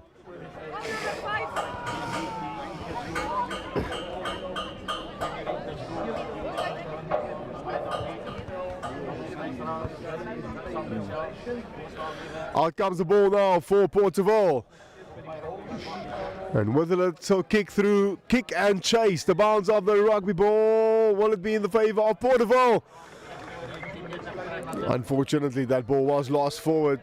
I believe there was possibly maybe a hand involved there from Bellville as well.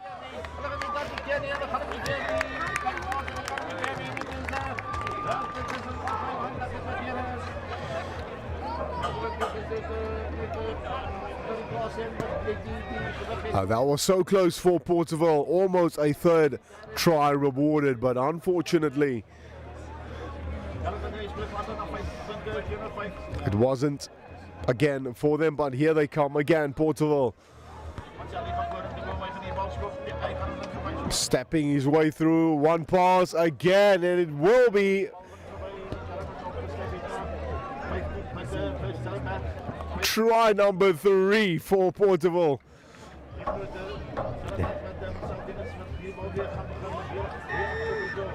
Well, they are just stretching their lead now, Porterville, and really closing things down here. Flags will stay down, and Porterville in a lead of 19.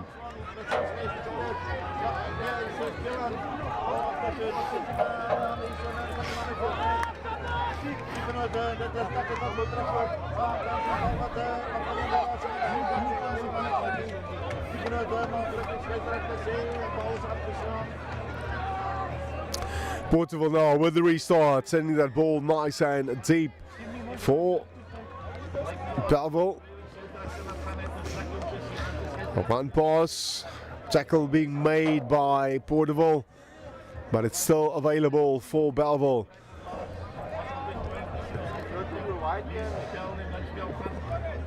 Bellville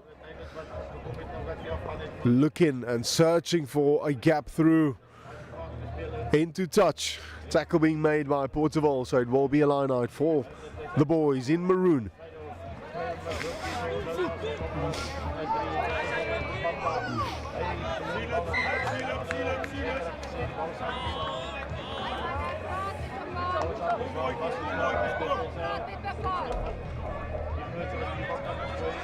It's Porterville now breaking away here. In comes the support for them. 3 tries they scored already. And time is running out, of course, to that full-time whistle. They're looking now to close things off wide, long ball to the winger. Once again, asking the right questions here. Porterville 5 meters away from that try line. Blindside is the call. Another pass in the corner for Porterville. Try number 4.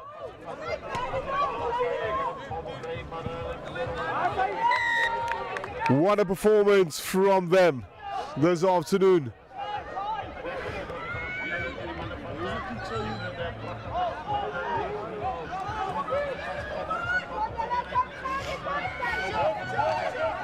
And of course, flags will stay down, but it's been tries and tries raining for Porterville.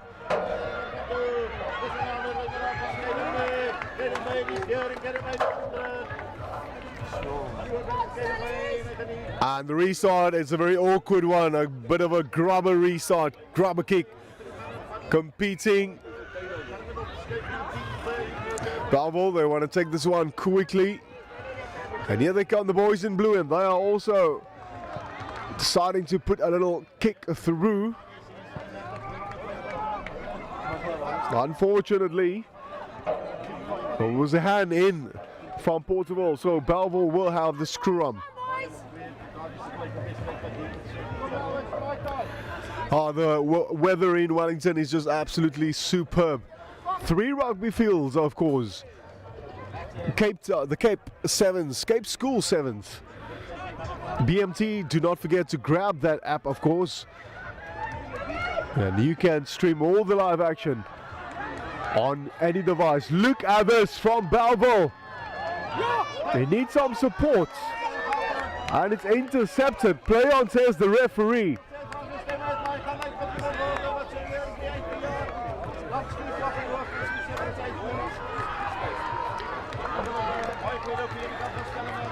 And Bellville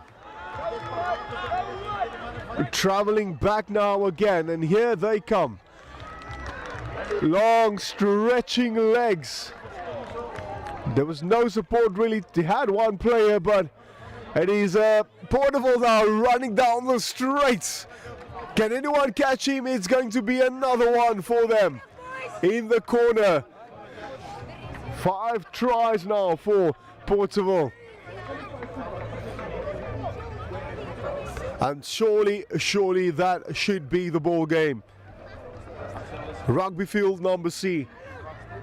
It is the Cape School Sevens. And there's a player down as well, but the medics, they are there to just give that player the attention needed. Yes, that is a full-time whistle. What a performance from the boys in maroon. Well, we will be back. Stay tuned.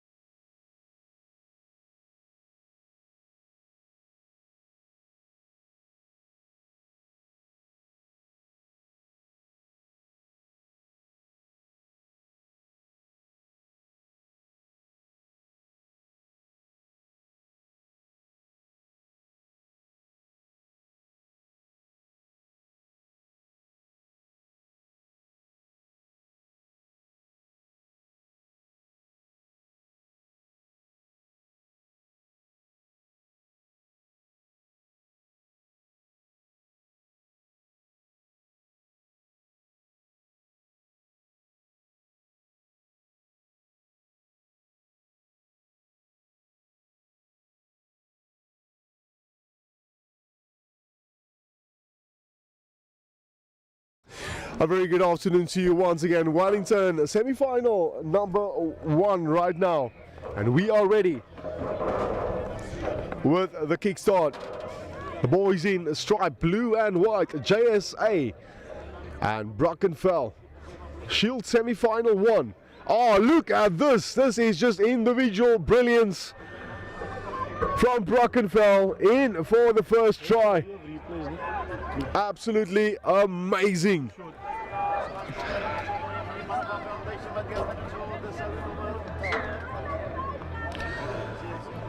I think that was probably the quickest try so far of the Cape School 7th tournament this morning.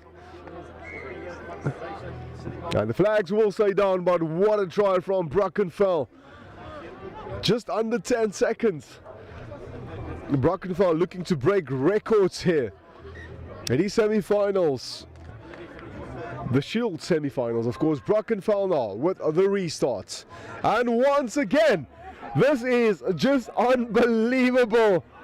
I'm not too sure why he passed that ball. But referee is rewarding here a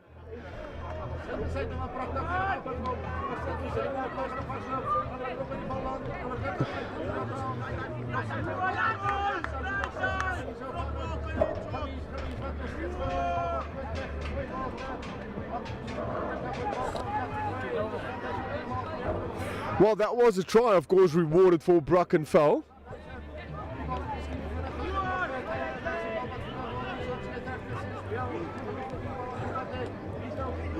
And Brackenfell with the restart. And JSA, he scored 2 quick tries here, Brackenfell. And here they come again. Brackenfell.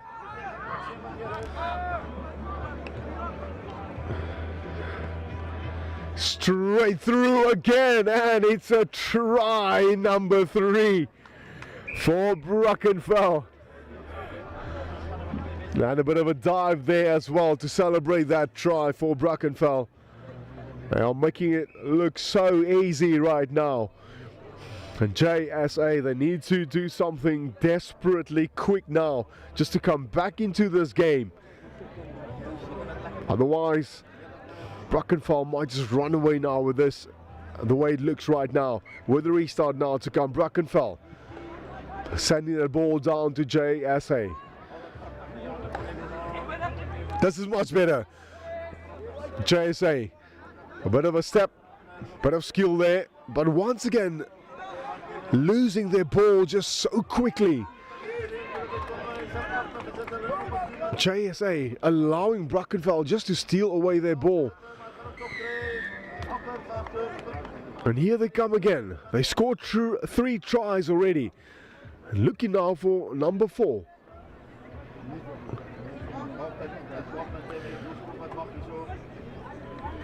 Space now here on the outside. Brackenfell. 1 player to beat. And another. 2 players of JSA bringing him down. They are in the red zone now. There's space and overlap for Brackenfell. Oh, try number 4. It is. Yes, sir. Stretching that lead right now, Brackenfell. It's going to be absolutely so difficult now for JSA to come back in this game.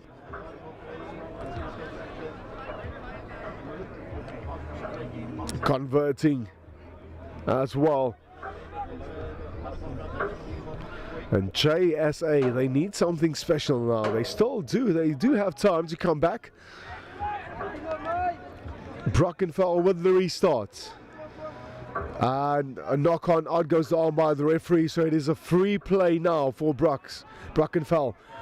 And that 22-meter line approaching as well. This is where they are so dangerous with ball in hand, especially when they find their sort of momentum and rhythm from this play to where you have to watch out. 4 tries already they scored. Here comes Brackenfell.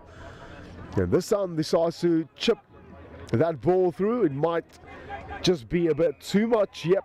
So it is a bit too far. But they do have penalty that was rewarded for Brackenfell, and here they come. 4 tries and make that 5. Oh, they are making it look so easy right now. 5 tries in this first half. And yes, I said that 5 tries in the first half, so meaning there's a big first half, second half still coming. And JSA, they need something. Pretty much all the coaching staff for JSA is probably contemplating to send a bit substitutes on now already, and maybe perhaps can the subs for JSA bring some sort of spark.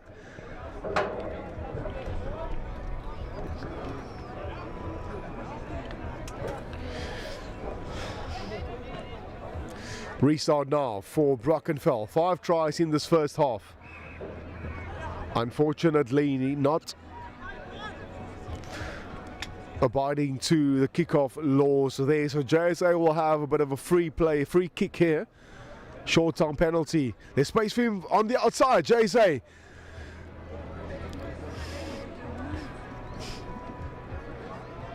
And this is a bit much better for JSA. They need trailing quite a few points and need to strike back somehow, some way. There's one. This could be the one. Unfortunately, that ball lost forward.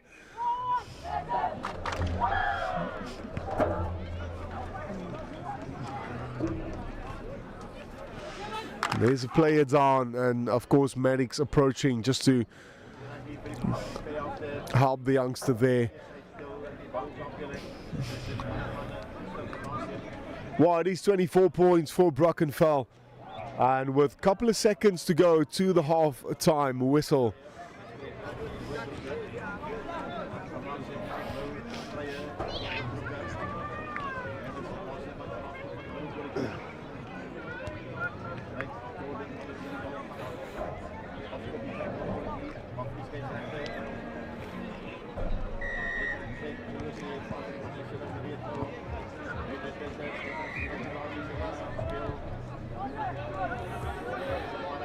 And by the looks of it, the youngster is fine, but he's limping off the field.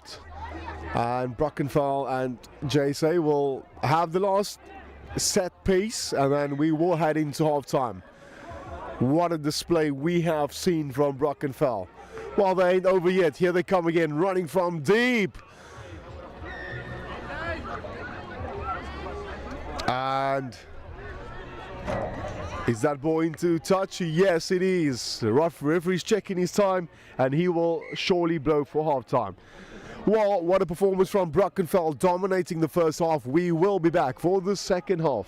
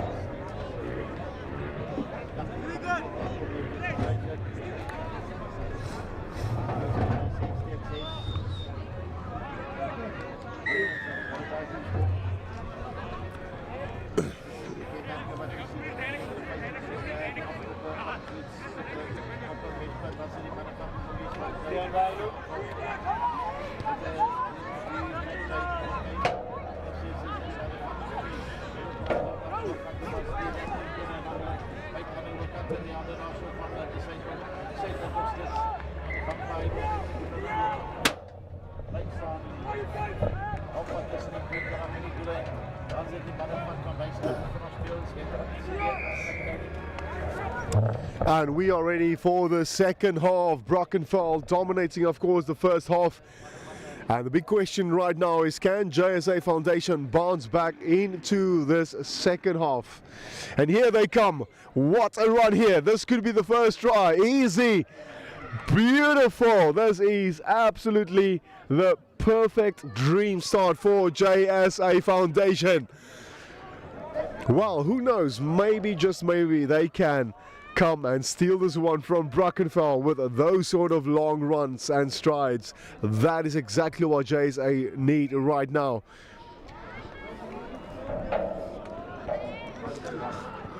That was just champagne rugby from JSA. Well, there is a big second half await, so let's see what will happen from here on forward. Restart, JSA. And I'm pretty much sure now that Brackenfell, that was an eye-opener, that is what JSA is capable of. They do have great players there in that back lines as well.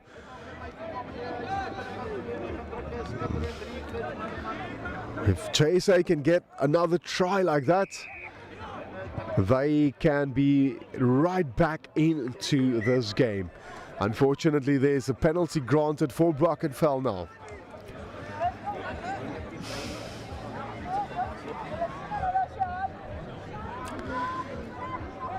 That try from JSA definitely gave them some sort of confidence.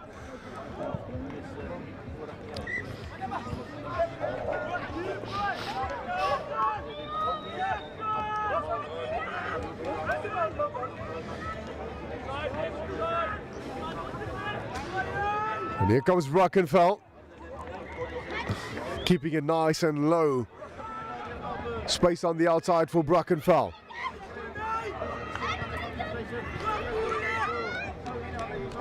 Tackle being made, and it's still available for Brackenfell. Penalty granted, rewarded for Brackenfell now. And they are looking to come back into this game while they do have the lead, and it is the second try in the second half for Brackenfell, while they scored 4 tries already in the first half. So that will be try number 5 for Brackenfell now. And taking them, of course, to 39.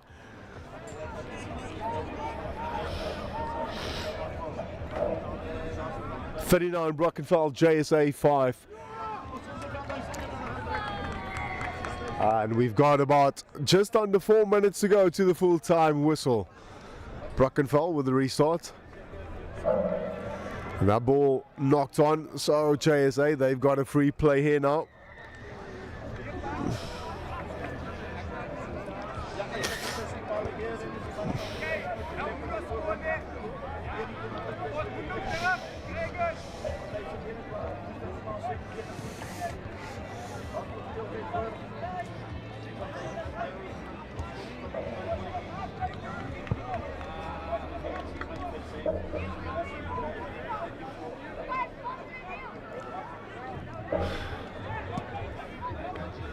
Big scrum there from Brackenfell, turning that ball around, and here they come.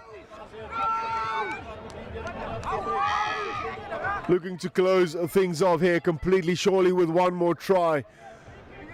Should be job done for Brackenfell. Semi-finals, the Shield, of course. Semi-final 2, and here they come. There's one pass needed for a try, but the youngster decides he's going to go south. And it is rewarded, and surely that should be the game. It's 46 now for Brackenfell, JSA 5. And that is also converted, 2 points added to the scoring tally for them. And just stretching their lead right now. It's been a phenomenal performance by Brackenfell. And it's about 2 minutes to go to the full-time whistle. And all that JSA can do right now is play for pride.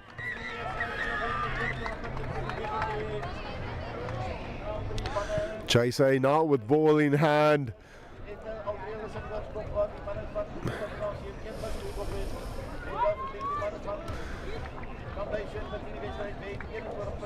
JSA kick through, and it's Brackenfell that had to fall back, and the youngster is doing so brilliantly, trying to run all around these opponents.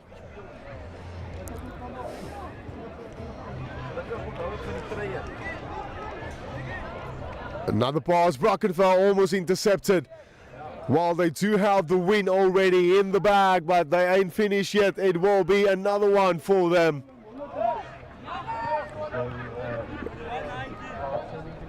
And that is another one for them. The 50 is up as well for Brackenfell. It's 53. It's another player down for JSA. Well, there's two medics there. And I'm pretty much sure the referee is checking his watch, but he will allow one more set piece from here. Well, it's been a lovely Saturday afternoon in Wellington for the Cape School Sevens. And of course, this is the semi-finals. Also, once again, don't forget to grab the BMT Sports app. Download it on any sort of device, and you can stream any game. And make sure that you are clued up with all the players and teams. Well, referee will allow one more play, and it should be the last one.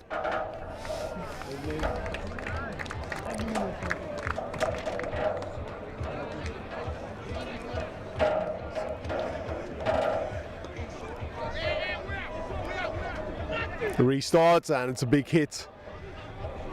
Came through there, Brackenfell. Well, it's been all Brackenfell in the first half, including the second half. Here comes JSA, looking for that one consolation try now, but a turnaround once again.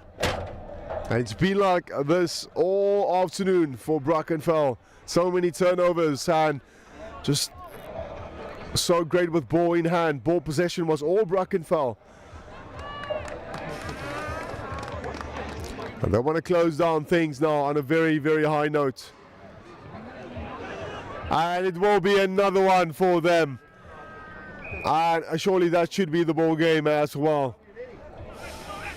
It's been a huge score for Brackenfell.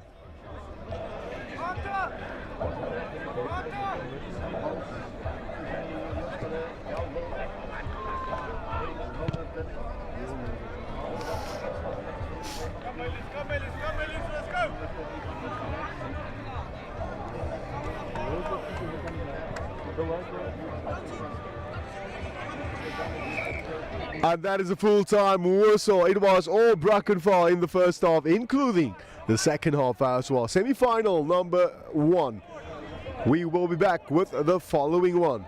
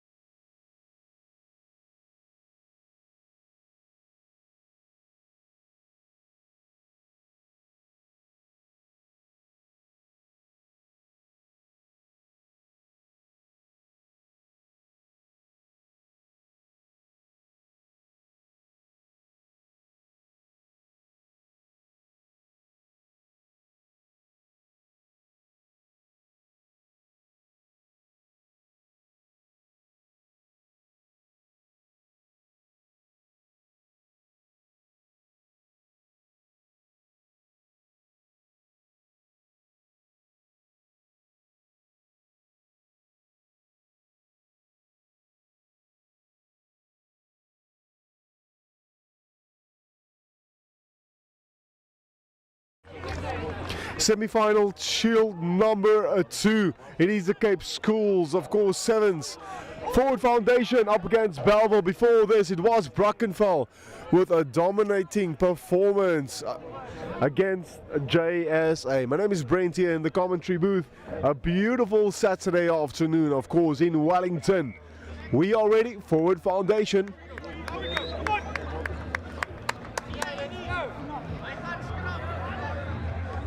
They are ready to kickstart this game. First off, massive 7 minutes now. The winner, of course, will progress to the next last stage. Forward Foundation, and referee says of the knee, so we will play on. No knock on called. Forward Foundation now in their traditional turquoise colors. Forward Foundation, and that ball stolen away from Bellville. And by the looks of it, there's a player down.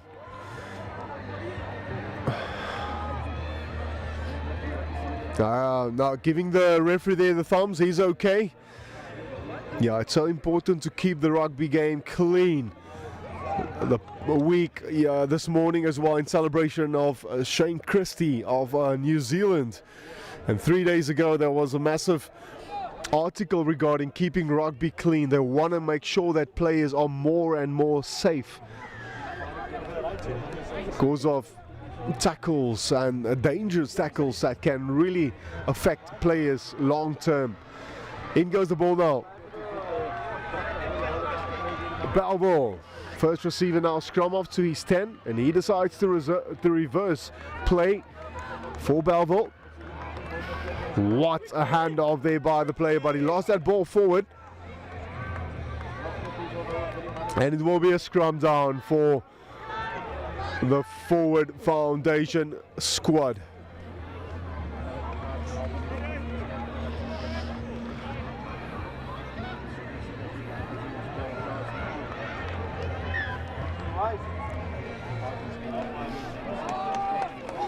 Out comes the ball now for the Foundation team.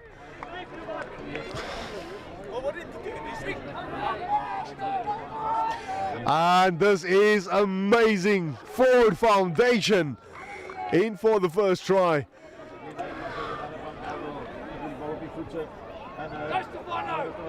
Just under 2 minutes, and they managed to put the first couple of points on the board.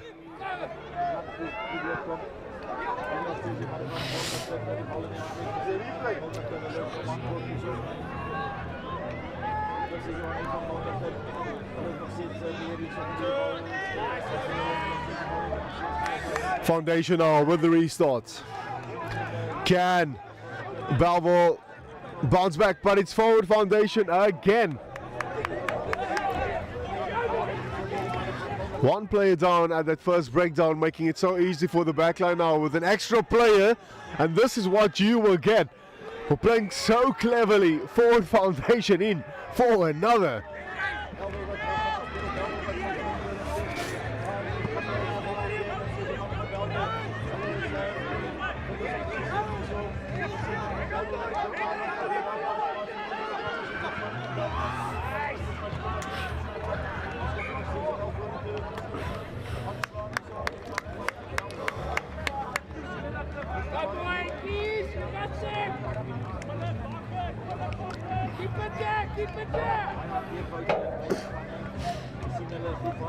Forward Foundation now with the restart.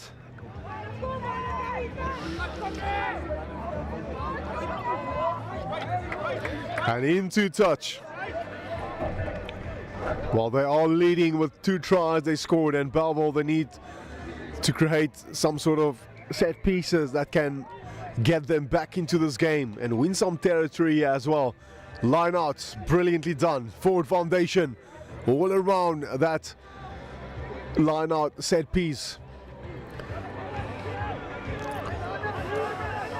Competing, and yes, rewarded the penalty. And Bellville, they need to come up with some sort of new game plan. Time running out now as well for the first half. The Foundations, they scored 2 tries already.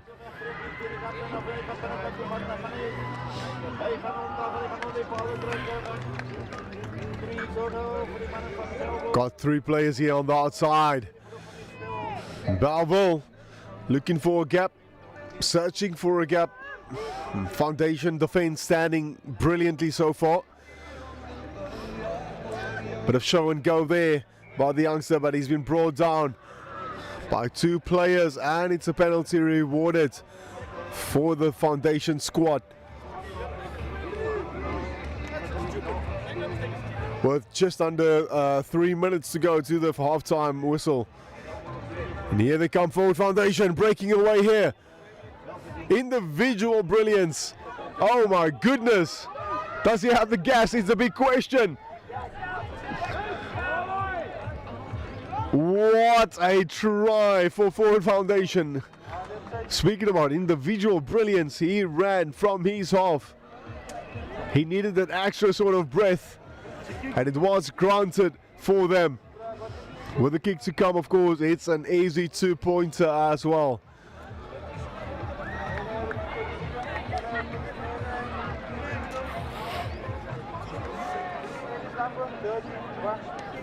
It is 19-0 for the Foundation team.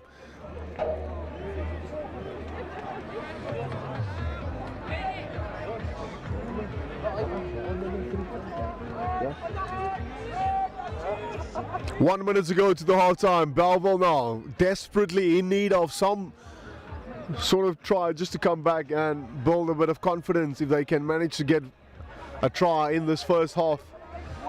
While they're not going to do it with that sort of passes, Bellville, they need those accuracy and executions. And I'm pretty much sure that will be the word of encouragement from their coaching staff with the halftime.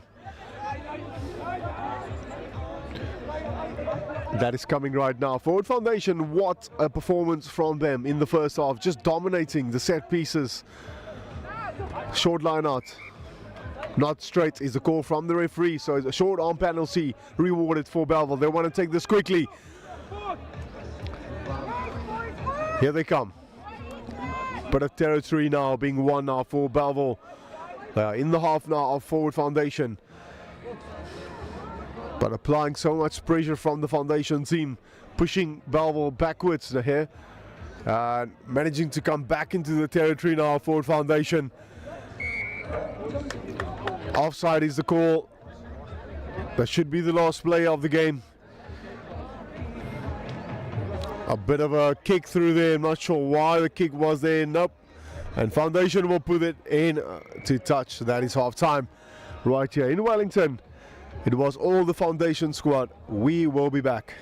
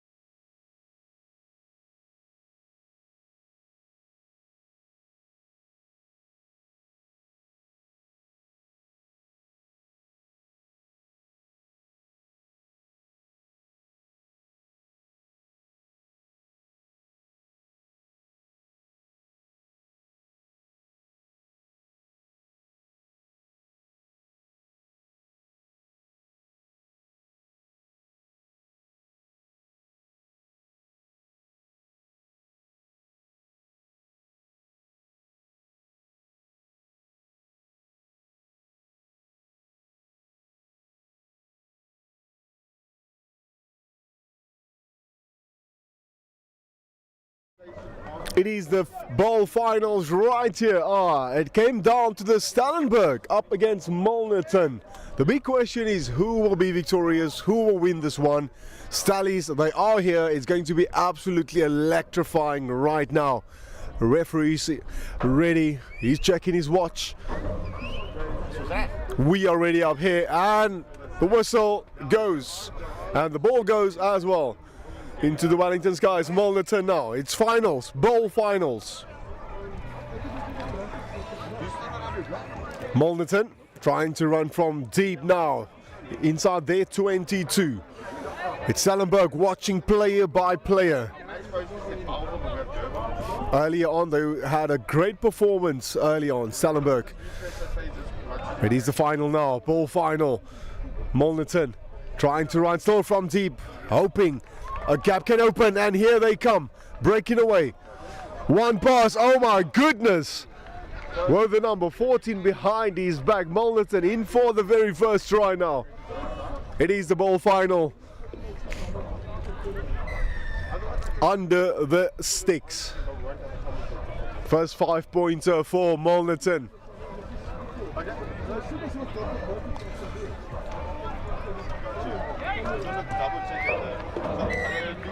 Very, very easy conversion for them. He won the Shield finals, the captain of the Shield final, this guy. Sorry? No, this match, just the place. He's the captain of that. Yes, okay. So when this game is finished,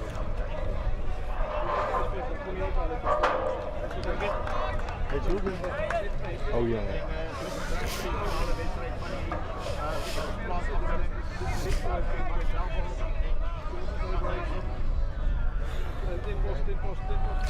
Wow, that was the first try for Milnerton, and they are in the lead with 7 points. There's a player, of course, down.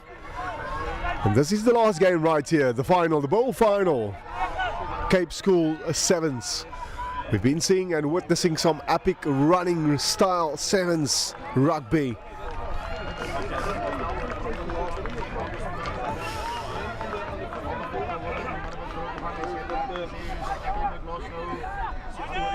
And that player has been escorted off the field, and we are ready to go again. Milnerton with a very high restart this time. Oh my goodness, it's the try scorer again. They have to watch him. He's so lightning quick. Milnerton is looking to strike back right away. Try number 2. And they are just stretching their lead right now. Stellenberg, they're going to need something special now to come back and to try to figure out a way to come back into this game. With a kick to come, that ball will not.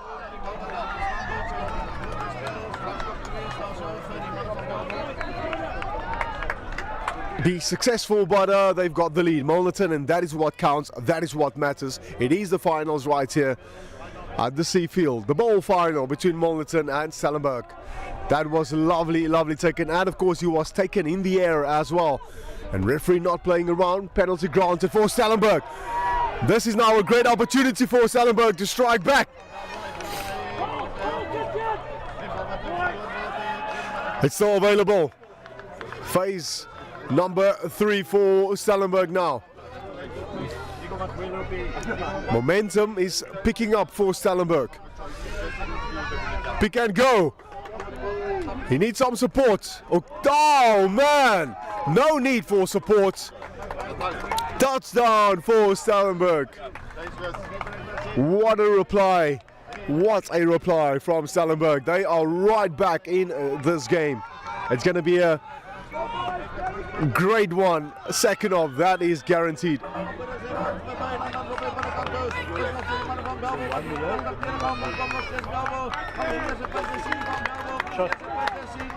Thanks, brother man.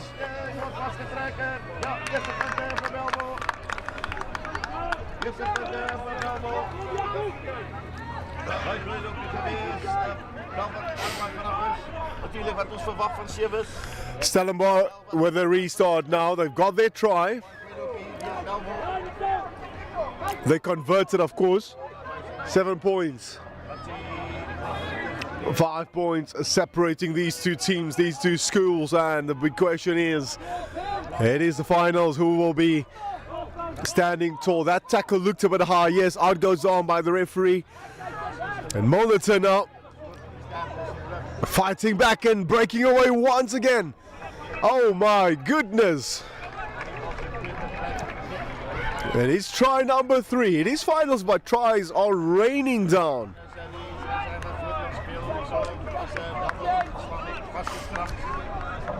And they are stretching that lead once again, Milnerton. Stellenberg did so well to come back into this game. It just shows you how hungry Milnerton is for this final. They want to win. And I'm pretty much sure that is what Stellenberg is planning to do as well.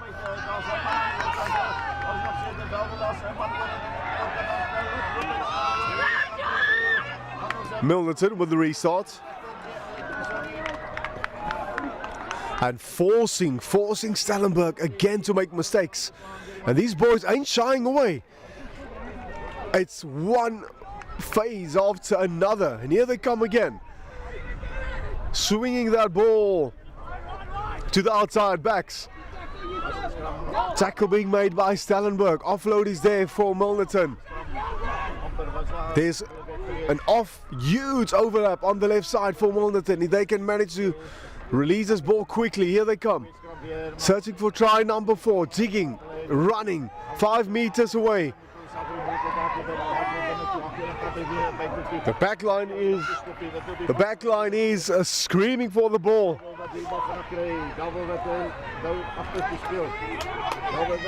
So close to that try line again. Referee at advantage for Milnerton. Things are just going accordingly for Milnerton. So easy for Milnerton. Once again, touchdown, try number 4. And that should be halftime as well. They've got a great steady lead.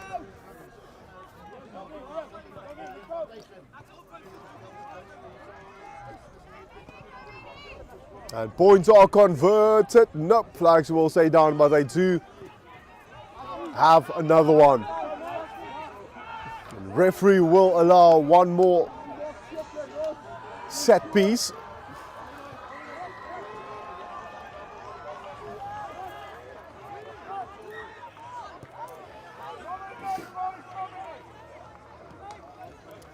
This should be the last play of the game for the first half. It's all Milnerton dominating set pieces. And here comes Stellenberg. They want to reply and they want to do so quickly. They want to go into the halftime with a nice boost, sort of confidence, and here they come. But it's a line of navy blue jerseys just standing so solidly. No way through for Stellenberg. But they will not give up. They will keep on fighting. We saw it earlier on as well, the previous game. Stellenberg go by the nickname of Stallies. Big tackle coming in. But gaps are slowly but surely opening up. That's the game of sevens. You need patience. A little chip kick through for Stellenberg. The bounce of the rugby ball. Over it goes. Wow, what a try. That was just sensational.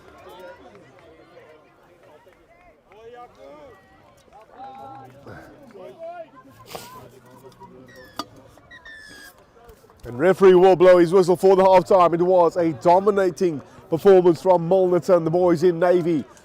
But it's all still to play for because there's a huge second half coming. Stay tuned.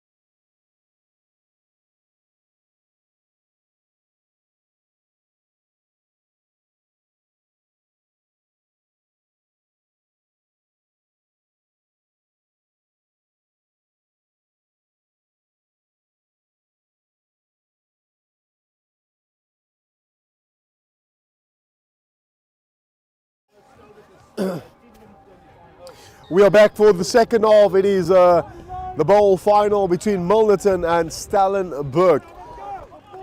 While Stellenberg, they've been dominating the first half. I beg your pardon, Milnerton dominated that very first half. They've got 24 points. Stellenberg they need to make early statements right now. And here they come, breaking away. Wow, surely the words from the coaching staff worked very well. This is a dream start for Stellenberg. Absolutely sensational. The crowd, they love it right here.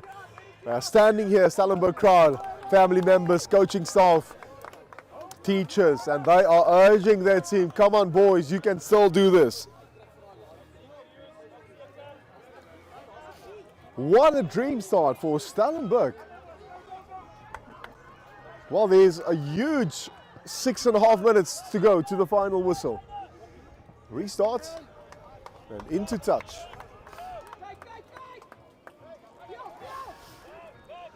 Milnerton. How can they reply now after that try from Stellenberg?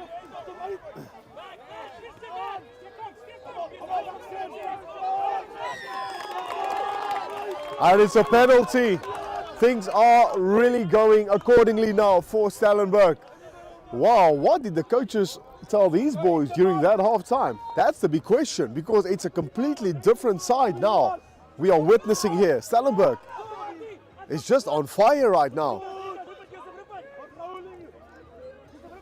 Just getting everything right now. They set pieces. Passes are very accurate right now. Stellenberg into touch. No, now into touch.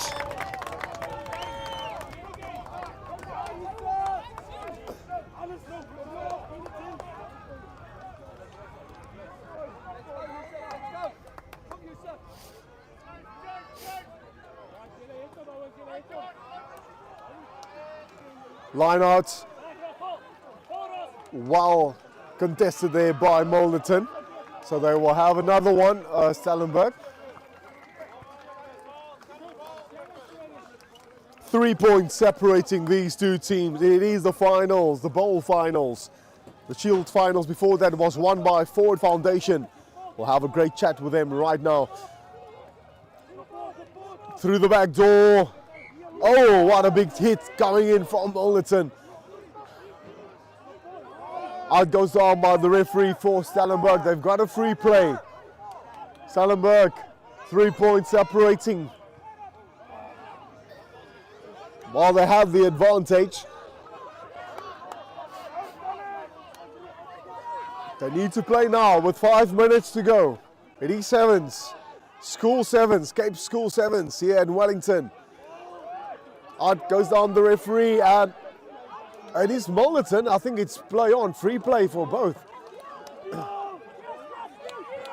the looks of it, it was a hand that was involved there. So Stellenberg will have a scrum down.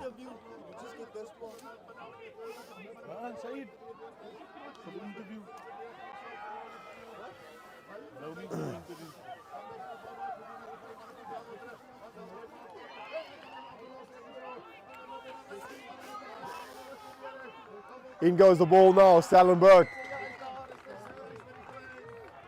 Running from deep. They need the offload. He needs to let go. Maybe just a bit quicker.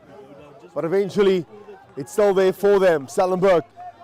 As time is running out as well. Dying minutes now. 3 points separating these two teams. Stepping, Stellenberg. They are trying everything possible now.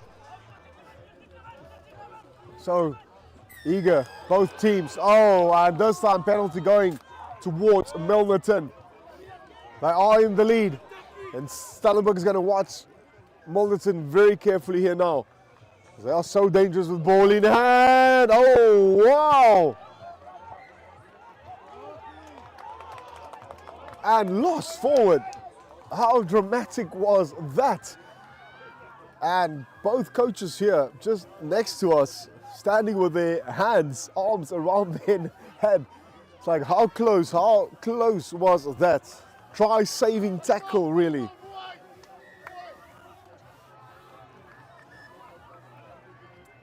With 2 minutes to go, it's still anyone's ball game. Big question is, who wants it the most? Here comes Stellenberg now. They're gonna run regardless. And it's Milnerton. Was really competing for that ball. A few mistakes in there, and it will be a scrum down for Stellenberg. With 1 minute to go and 30 seconds.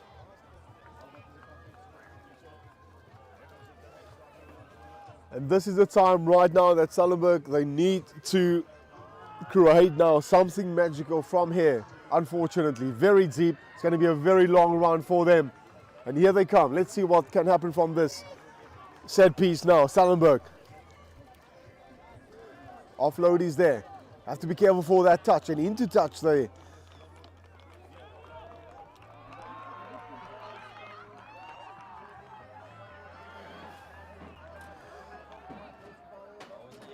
"30 seconds to go to the final whistle." It is Milnerton hanging in on the brink of their nails. While they can, if Stellenberg can manage to steal this one back, they are stealing it. Penalty to Milnerton, not releasing that ball, and oh wow, this should be the last play. All Milnerton needs to do right now is kick out the ball. It is the bowl final, wide ball. They still want to play, they want to finish strong here.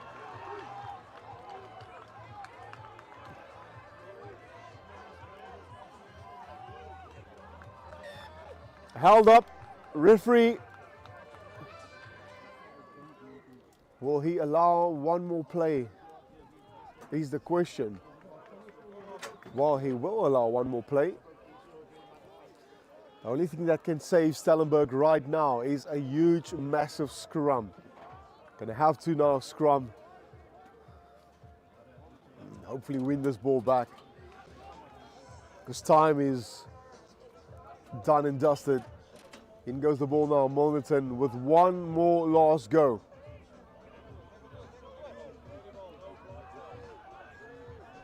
All they have to do, Milnerton, is kick that ball out. While they want to play, there's still a bit of grace left for Stellenberg. No, Milnerton says that is it. We will not take any chances. Milnerton winning this final, the bowl final.